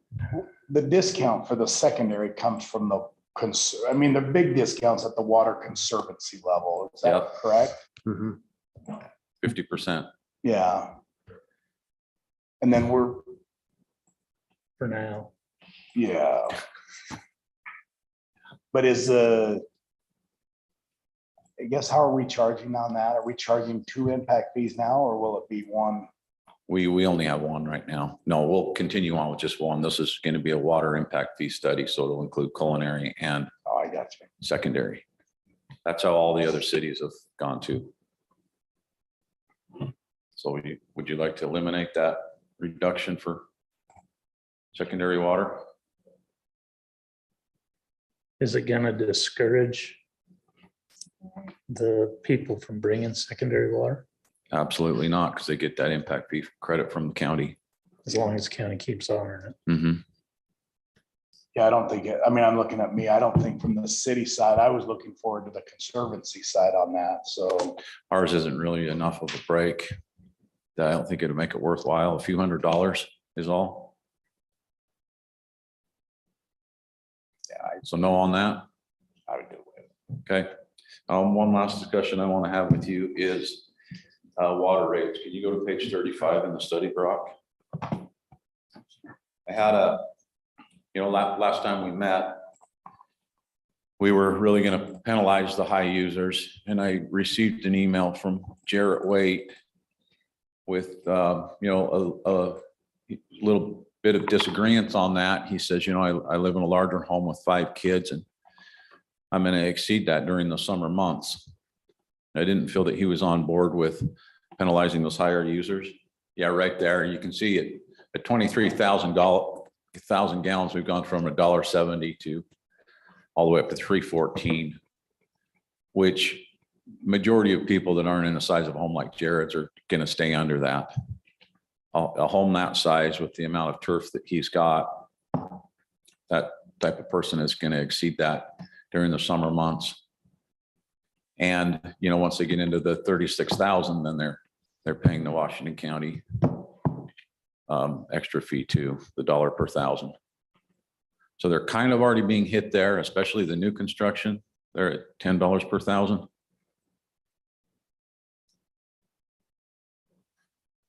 How do you guys feel about this water rate? Would you like to switch it back? What was it previously? What was it? I added $1 to it, so it'd go back to $2.14, $2.58, and then $3.14. So from 23,000 on, I just put an extra $1 in there. Does that cover your costs and water? The one before did. The one before did, that's what I was saying. Yeah, because we've upped the base rate, and then we're not including any water. Our water rate, our structure right now gives you the first 9,000, or is it 5,000? 5. Yeah, It's first really 5,000 for free. This one doesn't do that anymore. So we're compensating for a lot right there, plus a higher base rate. Yeah, Jarrett's, he sent me his spreadsheet and a Google Doc about it. And it's an increase of about $236 annually. So about $20 more a month is what it would cost, and he did a whole write-up on calculation of what he's done to try to reduce his water use and what he feels like doing at that low of 23,000, making that be the penalty that you're roughly saying to a lot of the residents is the only way to get down is to pull grass out. It's the only way to do it is to pull your turf out. And he just feels, I'm not sure that's really the message we want to send. Plus, with removing the turf, it creates that heat index. It's going to get, places are going to get hotter, which in turn creates some other issues as well. So, yeah. Justin, is there a way you go for a big jump, almost doubles from 23 to the next bracket up, but then it backs off to 40 cents the next 2 jumps. That's what but on the original one, you were at 214. Yeah. But can you leave the lower tiers high and just make the jump a little more gradual so you don't have that big jump right in the middle? Take you like 250. Yeah, I'm thinking you go from $1.70 to Like the 214. 220 to something Yeah. in there, and then jump up to the 340 and then to the 414. You guys on board with that? Just so that the jump isn't so big on that one step. Yeah, I see that. It's more of a gradual, not quite linear, but it's closer to linear. Is this being recorded? It's never stopped you before. Well, I just, Jared Brock, dropped 2 of his kids off. in the spreadsheet he sent you with his numbers, Yes. how many of the summer months, because that's really where it's gonna be. So how many of those summer months is he in excess, like over, say, 30,000? So he's going over 30,000. He starts into the 30 to 36,000. He's in there 5 months. According to his spreadsheet, which starts in June, July, August, September. June was his start month for 5 months. Same thing, he was in 23 to 30,000 that same time period, and then he gets up to 23, right at 23 for additional month on each end. So he would be there for 7 months. Does he exceed 30? He exceeds 30,000 In the hottest. in those June, July, August, September, Those middle October. Does he Middle hit month. 36? He does hit 36 in 3 of the months. Anyways. I did notice he What's had he a water? Does he Kentucky have a leak? bluegrass What's that? rescue Does he have a mix. leak? What's he Maybe water? if he just went to a He straight. got a has- big yard. no, He has he's got a big garden, a whole bunch of grass, trees. Yeah, It's the garden. yeah. But he says he's gone through them. He's But gone he's through the done water drip. audit. He's got the Yeah. smart sprinklers. He's done Yeah. the on-demand water heater. Drip, a lot of, he's already ripped out some turf. He goes through, lays out that he's been trying as he feels to do what he can. But Yeah, he would know. I've always had a little heartburn just if, like I said, to cover the costs and to raise just the forest conservation. So I think it's somewhere in the middle there. I think Mayor's right is probably just, if it takes it to 220 or 240, somewhere in there probably gets that number. Still covers your cost, as I think is. The old one covered the cost before I Yeah. raised it. So if we could decide on that right now, I could bring this back and we can adopt it. The old one covered the cost before you raised it. So we're just raising it to be mean. Conservation. It's just a penalty rate, a penalty raise. To enforce conservation. Then yeah, I'd maybe lower that. That was a one. request by you guys, so My problem is I don't believe those that are going to be heavy users, a lot of them don't care. Mhm. The price means nothing, they're going to pay it. Yeah. And I think what we had in place was adequate. There's got to be another way of asking, getting them to voluntarily use less water unless they get to where the district wants to hit them with the big dollar value. well, and they have that surcharge in place, so they're gonna pay it. We won't see it, the district will, but Well, and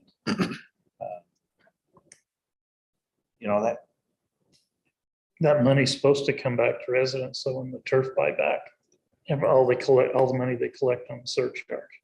It's supposed to come right back to buy turf. I agree with Denny. I think there's still in a bit of protecting our water, helping our water go further, that those that don't care, as in the district even talked about people they've shared that their water bill is $1,500 a month and the guy just doesn't care. He'll just keep paying it. There needs to be something at a point that says, once you're gonna hit this high, you You're gonna pay. for gotta be paying, whether that number is the 36,000, where our tier used to go up to like 72,000 before you hit the top end. And whether it's the 36 or it's another tier that puts it at 45 or 50,000, and then it's a high, because using that, if you're not on secondary, up in that 45, 50,000 gallons that's a lot of water. So if there's another tier we put on, it says, okay, now you go above, say 36 to 43, and it's above 43, it's just throwing out, it's $7. I don't know, but that's what I wonder if, because there's should be some type of penalty when you hit. well, you hate to hit the middle income people with a big increase when you know that they're going to have the summer, if they have a garden, which a lot of people do. You hate to penalize that because they're also trying to save money sure. with their own gardens and stuff instead of Yeah. having to purchase it. To me, And those, what Brock is saying is probably what we ought to do. is Add really- another tier. Yeah, Okay. What do you guys think about those that? big users are already paying 4 times as much. So, that's right. Oh, they I've are. got a townhome, I'm paying 0.92, and I'm a big user, I'm paying 414 on those last, you're already paying, I guess that's the question, we're already, Well, and I like keeping the high end at the 36 because that matches what the Conservancy District is doing too. It's just easier. and I to be really able to don't, do that. I don't really care as long as we're covering our costs and Yeah. our impacts of taken care of. I think what we're looking at is, I hate to see rates go up, period, because I think I also think that in the next year, we're gonna see inflation going a little bit higher, and so everything's going to be affected. And I hate to increase costs. But if we're having to go look for new water and fund that, That's in there. because other people want to water whatever they're watering, how do we recoup that cost? Impact fees. Maybe this is one, doesn't relate to Dustin, I their know not usage. wanting to, but maybe this is one we go Additional. Take another wells, look take at. Additional growth. look at our old rates, But this And kind would of charge them a little more for the excess. pair with this and maybe usage find a for us middle to have to go ground. Get the additional water, even if we didn't. Sounds have like the they wells. kind of want to go back to the old rate. That's what maybe. I'm thinking. I We think just we- wanted you to spend a lot of time. Well, there's on some I this, think we just need to fix. That's all we wanted, just to, It's we been wouldn't a have got year. Cody's letter if I'm trying to remember when we talked about this. It's been a while. I mean, I don't care to do No, we had it at the last work I'm okay meeting. with Oh, was this. it? We've Reduce had that to a make it lot of not work. such a big jump. I do, I've been gone I think for though the we last do 4 need to years. move away I- from what, to this in the fact of no water with the base rate though, that moving away and as soon as you start using that, there's a usage to that away from the base rate, which I do agree with, which would be a change from our current rates. And the base rate's going up.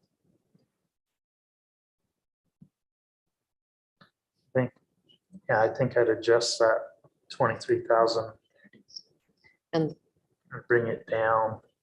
Make it so that the rates do this. They don't go like Okay. that. Yeah. You know what I'm saying? Everybody on board with that? Mhm. Do you need numbers or do you feel good with that? You want us to, so you don't have to, so we Don't have to bring it back you again. don't have, well, I mean, just so you bring it back, do we want to kind of direct on I mean, he- numbers or do we care? Mayor talked about 250 at the 23,000, Percentage. To 220, 220. 220. or what'd you say before? You had it at 214?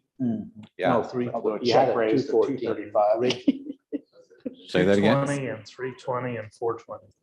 I say you had a 214 originally and then Right. kicked it up. 238. Drop $1 off of each Oh, of are we those. not bidding? I'm sorry. Maybe bring 220, 340, 440. Cody, I want to know what Cody thinks. Let's just go with what. Yes. Or Cody- 420. I bet Cody has Two- some numbers. 220, 320 and 420. Just raise it $1. Okay. What did you get? I want to know what the numbers came out. Sorry. 220, 320 and 420.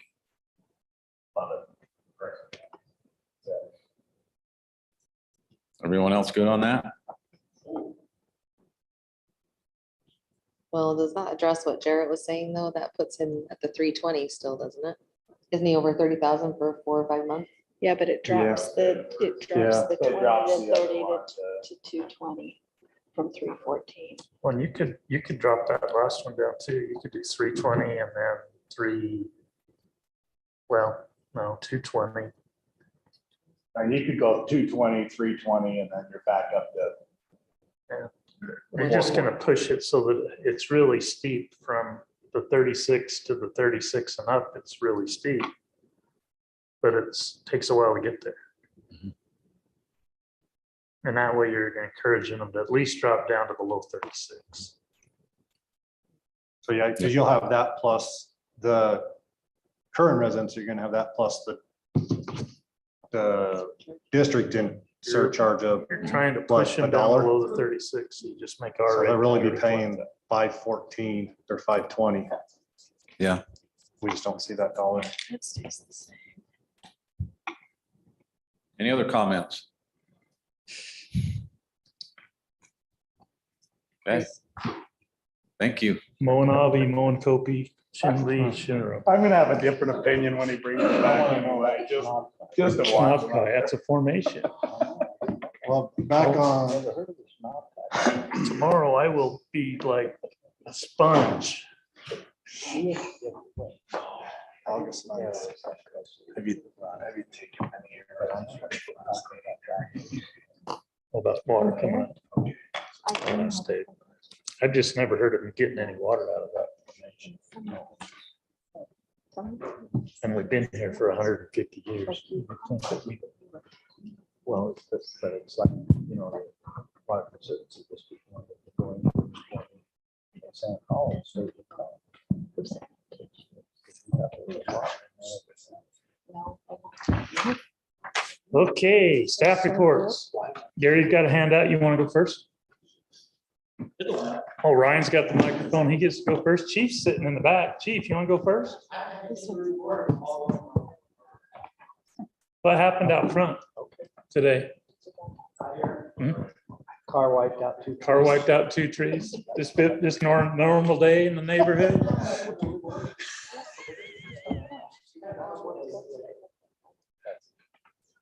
Okay, that's on Ryan's report, isn't it? Okay, go for it, Ryan. Speaking on that, yeah, I don't know how it happened, but obviously you've got a couple trees to replace and some lighting and some electrical and yeah, it's gonna be fun. Right in front of City Hall. Mayor, I know it's been on your mind. I met with Nancy from Triple B Concrete up at the cemetery yesterday. Talk about the curbing. She's gonna get me an estimate and next couple days and we'll go from there. So, and as per request from Krista, at budget retreat, I ordered some dog waste stations to place along the trail. We're gonna start with 6, and go from there. If we need more, we'll get more, but we're gonna place them between Little League and Goobler. We don't want to put them behind Little League, between there and the school, because all the school kids come through there and they like grabbing bags and playing with them and doing other things with them. So we'll start there at the corner by the Arboretum and go from there. And just see how it goes. If we need more, we'll get more. Just play it by ear. Other than that, crew's been out busy on their normal summer maintenance. Been chasing a lot of irrigation issues. I think we've got most of them figured out and fixed. And that's about it. Yeah, the curb he mentioned at the cemetery about on the main drag into the cemetery, about 2/3 of the way down, the curb is broken. So any water that gets collected in the road runs down and then it leaves the pan and cuts across the old part of the cemetery where the headstones are in the sand. And it's eroded the dirt away from the headstones and head cutting off the hill. The first lady's had me up there doing manual labor on it a couple of times. And so we're putting a curb in to take it down to where it's controlled, where it goes up the hill. We shouldn't have that maintenance issue. And there were 2 options. There's a taller curb and we're gonna go more match what's already there on the northern end. It's gonna be about 15 inches wide with more steady. So we're gonna do an access down on the south end for our equipment, but we do have people that hire people come wash headstones or they come and engrave on headstones and they just back right up the headstone. So if we do a taller curb, there'd be problems there. It's not, is it going to be a tack on or a? They're gonna dowel it. So they're gonna dowel it and pour it. With the gutter, it's already there. It'll work pretty good. And it's not gonna be, we're not gonna have to do anything with the asphalt. So they can just run their machine right on top of the asphalt. Yeah, just dowel it in good so it doesn't do the same thing. Yeah. Yep. Okay. Any questions for me? Questions for Ryan? I only have one. Do you know if they repaired underneath this sidewalk that had a great big hole under it that was like halfway into it over by the Arboretum? You know, So it I'll have to didn't talk to collapse. Casey. Yeah, we looked at that and Casey, they were gonna get some road base because they had some other stuff they needed to do Okay. there. I haven't been over there lately. but- Yeah, I'll follow up with Casey and I'll let you know. I maybe have a just general, what was the decision on moving the skate park? Was it just for needed the parking lot space down there? I mean, I was down there, we're there today just helping them out with the concessions and it's obviously, it's not a real big space, No. but did Yeah, we that- just need the parking? Yeah, so when with the BMX parking lot, upgrade all that, it facilitated needing to use that area and part of that design. So Okay, that's why it's being removed and went just part of the discussion we have to have. If we want to replace it, we need to find a location as to not sure where. And besides that, if you talk to anybody that's actually skated there, it's scary. That's the common word they all use. It's a scary, it's not very safe. okay. It's It was- pretty dangerous. So. It was done as an Eagle Scout project by one of the former mayor's sons, so Okay, now Okay. donated to the city. it wasn't a big space, so that's good to know, so. Thanks, Ryan. Gary? Good evening, Mayor and Council. I'll just give you a few reports on the generation.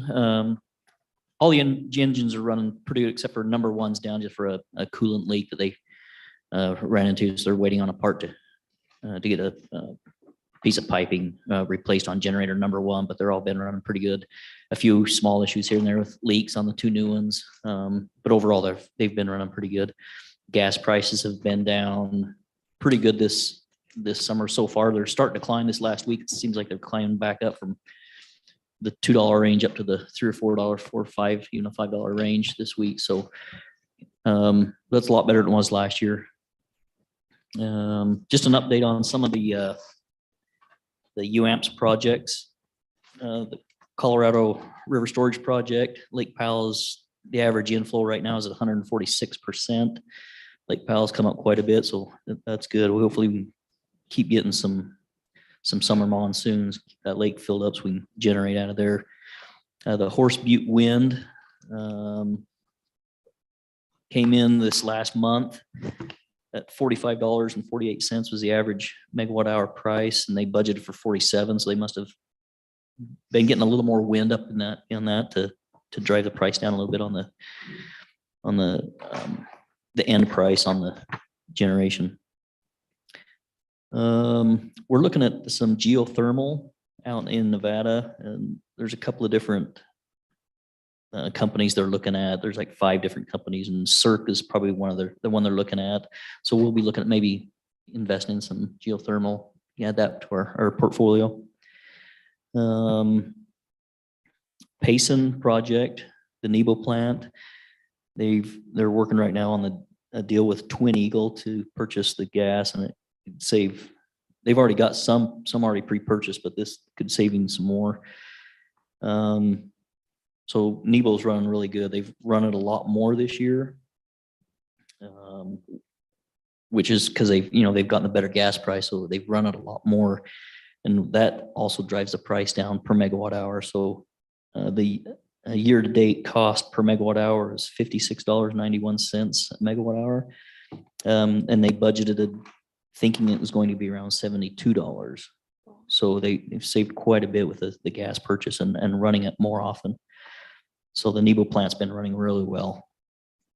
The Steel 1A and 1B solar that we've going to be a part of, the commercial operation date is, they're hoping October 20th, but I don't know, with issues with the solar panel stuff, it still may get pushed back a little bit. That's the one up by Cedar City that we'll be part of. I forgot also on the generation, this paper they put by your desk. This shows on the back, it just shows kind of what we've saved from buying on the PX, which isn't a lot. It's $388. Just you can see where CADA's make purchases from other cities on the PX, save us $5-10 an hour. It's not too much, but sometimes last year was quite a bit, depending on who was selling it and what they were selling it for versus market. The generator savings through the month of June was almost $9,000 from what we would have purchased that same power on the market. So the generators are doing their job and saving us some money. And that's about all I have. Do you have some questions for me? Questions for Gary? Oh, and look forward to UAMPS next month. It'll be a fun trip. So, and did everybody get the emails with for your flights and hotels? Okay, just want to make sure you got that information. Sorry. Okay, thank you. Vineyard Drive Phase 2, we had a pre-bid and 4 contractors came. At bid opening, only one showed up. Turned out to be Whitaker Construction, who did Phase 1. I'll be bringing that to council next week for your approval. They have a start date of July 31st, and we're hoping for pavement down by Swiss days, but worst case scenario will be curb gutter and road base, which is better than what it is now. BMX parking lot, I'll also be bringing that back next week with PCI being a low bidder there with the start date of the second week in August. Just wanted to run through some water numbers with you. The Snow Canyon Compact annual reconciliation for fiscal year 2023 has been completed. We had total usage of 692 million gallons, which is down 105 million gallons from last year, 130 in 21, and equal to our usage in 20. Of that 692, we pumped 650 out of well 6 and 7. That puts us at about 60 million gallons regional water use because of the water we sell to Ivans from number 7 when we're not using it in the winter, which puts us down to 10% of regional water use. So I think those are pretty good numbers. I've been working with Eaton on the customer portal for the cell phone app where our residents can track their power and water usage. I've met with the Conservancy District. They are wanting to implement a countywide water efficient ordinance. So we've been working back and forth with them with some of our comments. But I think it's going to be a good, it'll be good to have it be countywide where everybody's doing the same thing, because some of members of the RWSA haven't even done a water efficient landscape ordinance yet. So we're still working on that with them. I'm also meeting with the Conservancy District later this month. They received a grant to notify residents of high water usage and ways that they can save water through email and mailers, and they have to work with our utility clerk to get the data from them. So I think that'll also be another good thing. I also met with them on their 20-year plan, which consists mainly of water conservation, reuse, and ag conversion. There's a lot more to come on that. And the Pioneer Parkway striping is going to be removed next week. The restriping has not been scheduled yet. It's a tough thing to line up. So we'll do a cone line down the center just to correct it for now. And that's all I have. Any questions for me? Can't get those delineators up we talked about. Yeah, we're working on. Some things have to be ordered, so it may take a few days. Okay, thank you. How does the water efficient, if the county enacts a water efficiency ordinance, how does that interact with our city ordinance? And is it new construction or is it for everything? It's new. It's really similar to the one that we put in play. In fact, our ordinance now meets the new county standard. There's some additional work that we'll probably bring back.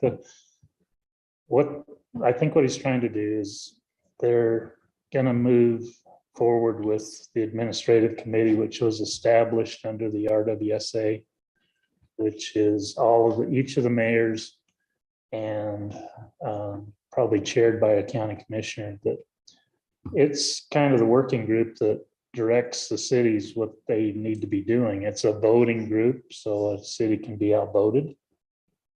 And I think their hope is they kind of went the first time around, they asked everybody to do it. Some of them did it, some of them didn't. Each one is a little different on what they did. They're coming back this time and saying, okay, this needs to happen. Here's the ordinance. It's based on what kind of it's got a little bit of what everybody did in it. So they're hoping each of the cities will adopt this one and they can enforce, more if they want to up to the city, but these are the minimum requirements. And then they'll take that to the AC and the AC will vote on whether to make that county-wide. And then the tricky part is I think it'll pass. It may split vote. It may get a 6-3 or a 6-4 vote when all the cities vote on it. But as long as it passes, then they use the RWSA to enforce it, where basically the next step was, if you don't do it, we're going to cut off your water. By direction of the AC, the area mayors. That's the part. Zach doesn't want to be the one to cut off the water. He wants elected officials to do that. So that's what I think is happening. So we would just adopt our ordinance as whatever the county, the We county could, ordinance. yeah, we is. could leave our ordinance alone or tweak it slightly. Jim's looked at it and made some suggestions back to it. As long as we meet their minimums, ours can be more restrictive. We just need to meet the minimum. Right now, we meet the standard already. I think they like to say model ordinance, but each citizen. It's, I don't see an ordinance that, just like the last time. Every city's gonna have a little change, but they're gonna have it, at least has to get to here. And then if the AC approves it, then the enforcement will be the fun part to watch. And maybe it won't get approved. When you throw the mayors in a room and shake them up and have them vote on something, it'll be kind of a fun meeting. 'Cause I know the east side, It's gonna be a no. I mean, the east side are gonna say no. Does the west side have the the wherewithal to force them or to cut them off? Right. Well, that's the real question. When they've got a lot of water. A lot of water. It's gonna And be their own the regional discussion. sewer. I mean, they've got the ability to treat their sewer, take it right back to culinary and use it. And If they wanted to. It's kind of a, what's the right word? Kind of reaching a point with the RWSA to where, is it gonna still be here? You know, Does it go back to the way it was before where every city's doing their own? And now it really can't because of the infrastructure that's in place regional. And the regional system is the only one that can do reuse. Cities can't do reuse on their own, it's too expensive. They've got to get the federal government basically says, look, we're not gonna fund onesie twosies, but if the regional systems will fund a big percentage of it. That's what makes it affordable. And interesting is as you look to build these secondary reservoirs, but you implement the water, these new ordinances, are we overbuilding secondary, knowing that we're gonna need the culinary? Yeah, because your secondary use is gonna go down. Your culinary use is gonna go up, because that's really where your use is going with all the new ordinances. And then you go put $200 million into, or whatever that number is, into, I don't think we can overbuild secondary storage. I wish we had. I guess you can treat it on site and take it out from there, but Yeah. So we'll see where it goes. But I don't, actually, we'll probably bring an ordinance back if it's adopted by the RWSA, but ours already meets it, so I'm not worried about too much on this. will the middle city put it on social media? That's what I want to know. The middle Is city. that it, Dustin? Chief? All right, good evening. So we had a couple of vacancies come up, one full-time, one part-time, and then went out to like a third-party vendor that did this hiring process, but we ended up with 48 applicants, and then we have 2 new hires that'll be coming to you guys to do their badge pinning on I think it's the 10th of August, the 9th. So they're going through their testing process, but they're some pretty good guys. One is our fire explorer chief. He's an Eagle Scout, and the other gentleman is a captain up in Dameron Valley. He runs their wildland program up there, so he's an engine boss. But they'll be both starting as firefighters, so that'll be good addition to the team. So we had deployments for 2 weeks. They came back a couple days ago, and then they're going to go back out on Friday morning for another 2 weeks. So that wildland program's in full force, and Where are they at? they're moving. They're going to be going up to Northern California on this one. So Dave Harmon is our new fire management officer for the area. So he was a Cedar City hotshot like crew supervisor. So he picked up that position. He's an excellent person to be in that spot. So he's the one that kind of manages all the deployments, and it's moving along. It's been busy for them. So they'll take 332, which is the brush off-road truck that's up at Center Street Station. It's the old one that used to go out. Eventually, we'll be getting that rig you folks ordered, I think it was 2 years ago. So that's up in, I think Ty Check, we finally got pictures on it. It's up in Boise Mobile Equipment, which is obviously in Boise, Idaho. So that's hopefully will be delivered around September. So it'll miss the fire season, but it's a brand new, beautiful truck. So that's kind of the wildland activity. We did some burn, obviously down by the lava flow trail. I'm sure you guys saw that last month. We've had maybe 6 or 7. The crews had 6 or 7 vegetation fires. There was one on the 4th I responded up to, kind of near the veterans home. Put up a lot of smoke. Some of them are fireworks related. We'll just say they're under investigation, the cause, but that one burned up with some good like Italian cypresses and kind of caught another neighbor's yard on fire. And so they've been active with those. Most of them are under, half acre off on the Highway 91. They had one the other night, various causes, but a couple down on Arrowhead. That was kind of, we'll say they were doing some burning and then got out of control. So anyways, they've been busy with those fire activities. So up to Snow Canyon a couple times as well. We had the weekend I had the duty was last Saturday, I think, or actually it was Sunday evening. Just regular old hikers hiking on the trail, but of course it's 115 degrees out. They were from back east, so the water they had was hot, and she couldn't even get back to the trailhead. Wasn't anything vertical or anything like that. She just went kind of unresponsive with that. So that was a big response. A lot of heat related stuff going on. So a lot of software, the boring stuff, but a lot of software updates that we're able to do with the new budget. So that's awesome for us. Scheduling, the training, tracking, and deployment of online based courses that we need for OSHA and ISO and all that fun stuff. So, and we're also getting a mental health app. We got a couple grants that came in, one through the state. It was 5,000 for a mental health awareness app. And then we also got another I think it was about 5,000 from the EMS Bureau to cover our costs. Cause we're sending folks to paramedic school. So two gal, Shay Holman and Maddie Ikes will be done in December, but we're covering that cost for them. But we're also able to get that grant back. So to pay for it. So that's good.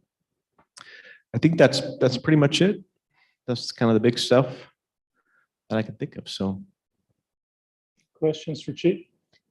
I have another question, but it's not necessarily related to you unless we're going to burn this. Okay. On the parkway where our sign is coming into the city, who maintains the park strip and all the weeds that go from there until we hit the development across at the Reynolds right there? Uh-huh. We take care of weeds. Up by Sand Cove. Yeah, where our sign is, up where our sign is, the weeds are about 3 feet high. No, I'll get somebody up there. We'll take care of it. Okay, it just made me think of it because I thought, well, maybe they can just come burn all these. I'd burn them. I'll burn them. And then you guys can deploy up. Oh, is that in fireworks zone? Can I go light fireworks there? Okay, that'd be awesome. Joey? Good evening. Yes, just wrapping up the 2022-23 year, 122 single family and townhomes combined. 20 of those were single family and 102 were townhomes. So I thought that number is pretty skewed. We probably won't see that again. But as we enter the first month of the new fiscal year, our applications are 15 townhomes to 4 single family homes. So right now we're following suit. I don't know that it will sustain, but it's kind of the path we're on. We're seeing a lot of those townhomes. You got to be running out of pads for townhomes. Yeah, the 15 that are now in the queue are for the point. Yeah, we'll still have some approved at Solus, but yeah. So that was interesting. And 122, Jim glanced over and saw my paper and he's like, how did you have the extra 5 minutes to write up that little ditty about water? I'm like, hey, we're running in the building department. So commercial, just to update, Dutchman, you've probably seen they're well underway. They've started their earthwork and I think they're pad ready now. So you'll start seeing the horizontal construction go in, and up on top on the heights, the blow dry salon and Alfredo A's, they have purchased their permits. So we'll see those tenant improvements going. As for maintenance, visited with St. George Refrigeration. He did a tune up on a couple of our units. The Relief Society house is well underway. Randy Fry poured concrete last week, had the help of the PD. Thanks for traffic control. I'm sure you're well aware of that. Thank you. Jaron and Ward, Jaron Studley and Ward showed up and helped us out with traffic control, which was much needed, as we saw today with the car that parked in the planter. And then the lighting controller, that we will expect them on July 31st, traveling down out of northern Utah. So hoping to see them the afternoon of the 31st. Everything is shipped from Lutron, less one item, and it is the fixture controller, which they need later in the job.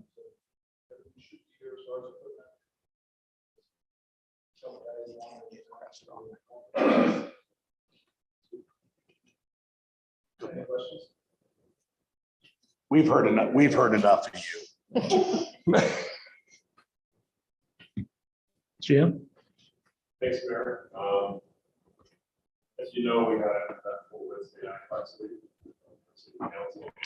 Our planning commission meeting on Thursday night was not. All three of those items will be for you next week. So on the 26th, we have general plan amendment for Silverado. We have the site plan review for the third Senator Drive across from the Burke West School. Because it's working out kind of show.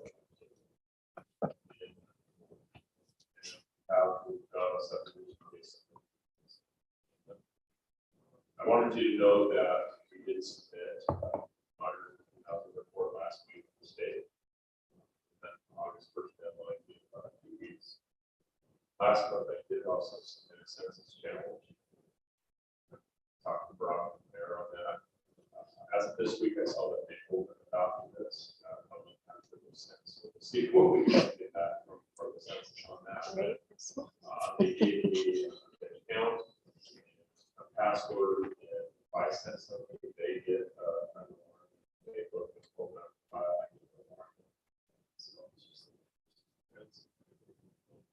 A lot going on in one Cody may or may not mention, but the orange field is kind of exciting.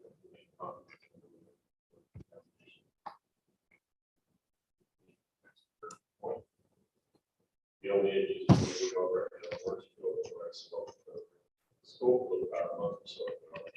So he was taking a second run experience.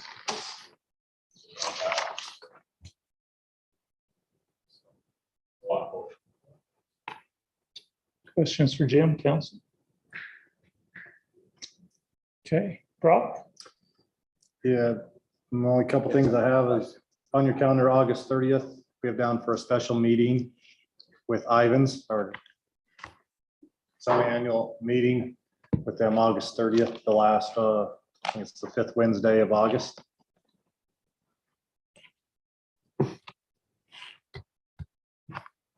And also in August, remember that August 16th is UAMPS, so with that meeting will be canceled next week.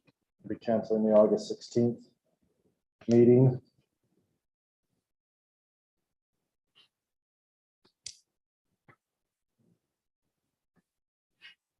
And we're hosting that August 30th meeting. It'll be here.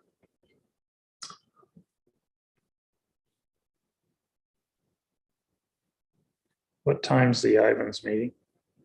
Either 5 or 5:30, whatever time you guys would like to, if you want to host it at our normal time or do give a little more time to Are we 5:30. on their side?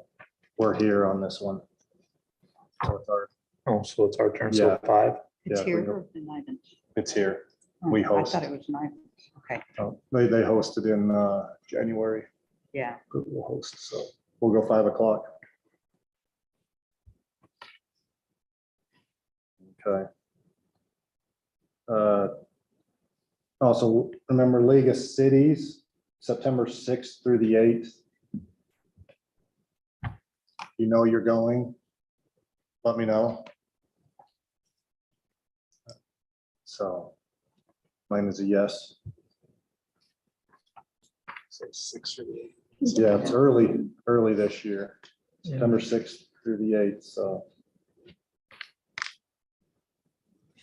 Let me know, just for registration, we already have rooms booked, so, or if you know you're not gonna go, I guess you can let me know as well, and we can cancel. Rooms have rooms for everybody so I'm not far. going. You're not going? I told you that though, right? I don't know. She's gonna be on a I don't know cruise. either.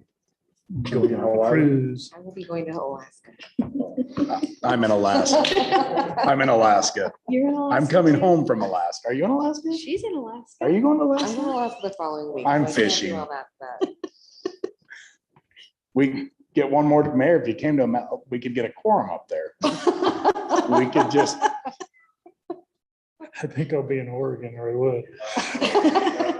we would notice that they could be there. Jump on. All right, so mine is yes, and Jared told me he was going, so no for Ben and no for Trista. So it won't be very fun. Sorry. Well, I'm coming home. I'm coming home on that day, so I could still make the Mandarin on Thursday if we moved it to. Thursday night Is that the Mandarin? Thursday night is Mandarin night. Oh, so Mhm. good. Let me know, Ben. I will. Let me, I'm literally flying in Wednesday. To where? Just fly in. To St. George or Salt I Lake? don't know where I'm flying We into. could My pick you brother up. booked it all. I'm We can just- pick you up in Salt Lake. It's a short jaunt. But anyway, let us know. I drove from Lubbock and flew to Atlanta. Okay. The next All right, other item, our audit is the August 7th, we'll have having our annual audit. And then also our court's been busy, but also with that, if you guys saw in the news, Eric Gentry was appointed as judge. So we're losing him as our city prosecutor. So we're gonna be out to find a new prosecutor. So I'm gonna put out probably like an RFQ for that and then select somebody and then work on, negotiate on monthly stipend on that. So but that'll be a change as we've gone through a number of changes with our court, but that one will be another big change. So we'll work with that. So, and that's all I have. Okay, thanks, Brock. We're glad to see you down there, Chris. And Chris is back. We're really glad to see you sitting down there. Thank you. I'm Welcome glad to back. be here. Okay, council, anything from you guys? And you really don't want to say nothing? Sat through the whole meeting? Okay, all right. I knew I could bait you. They've had a lot of newsworthy things going.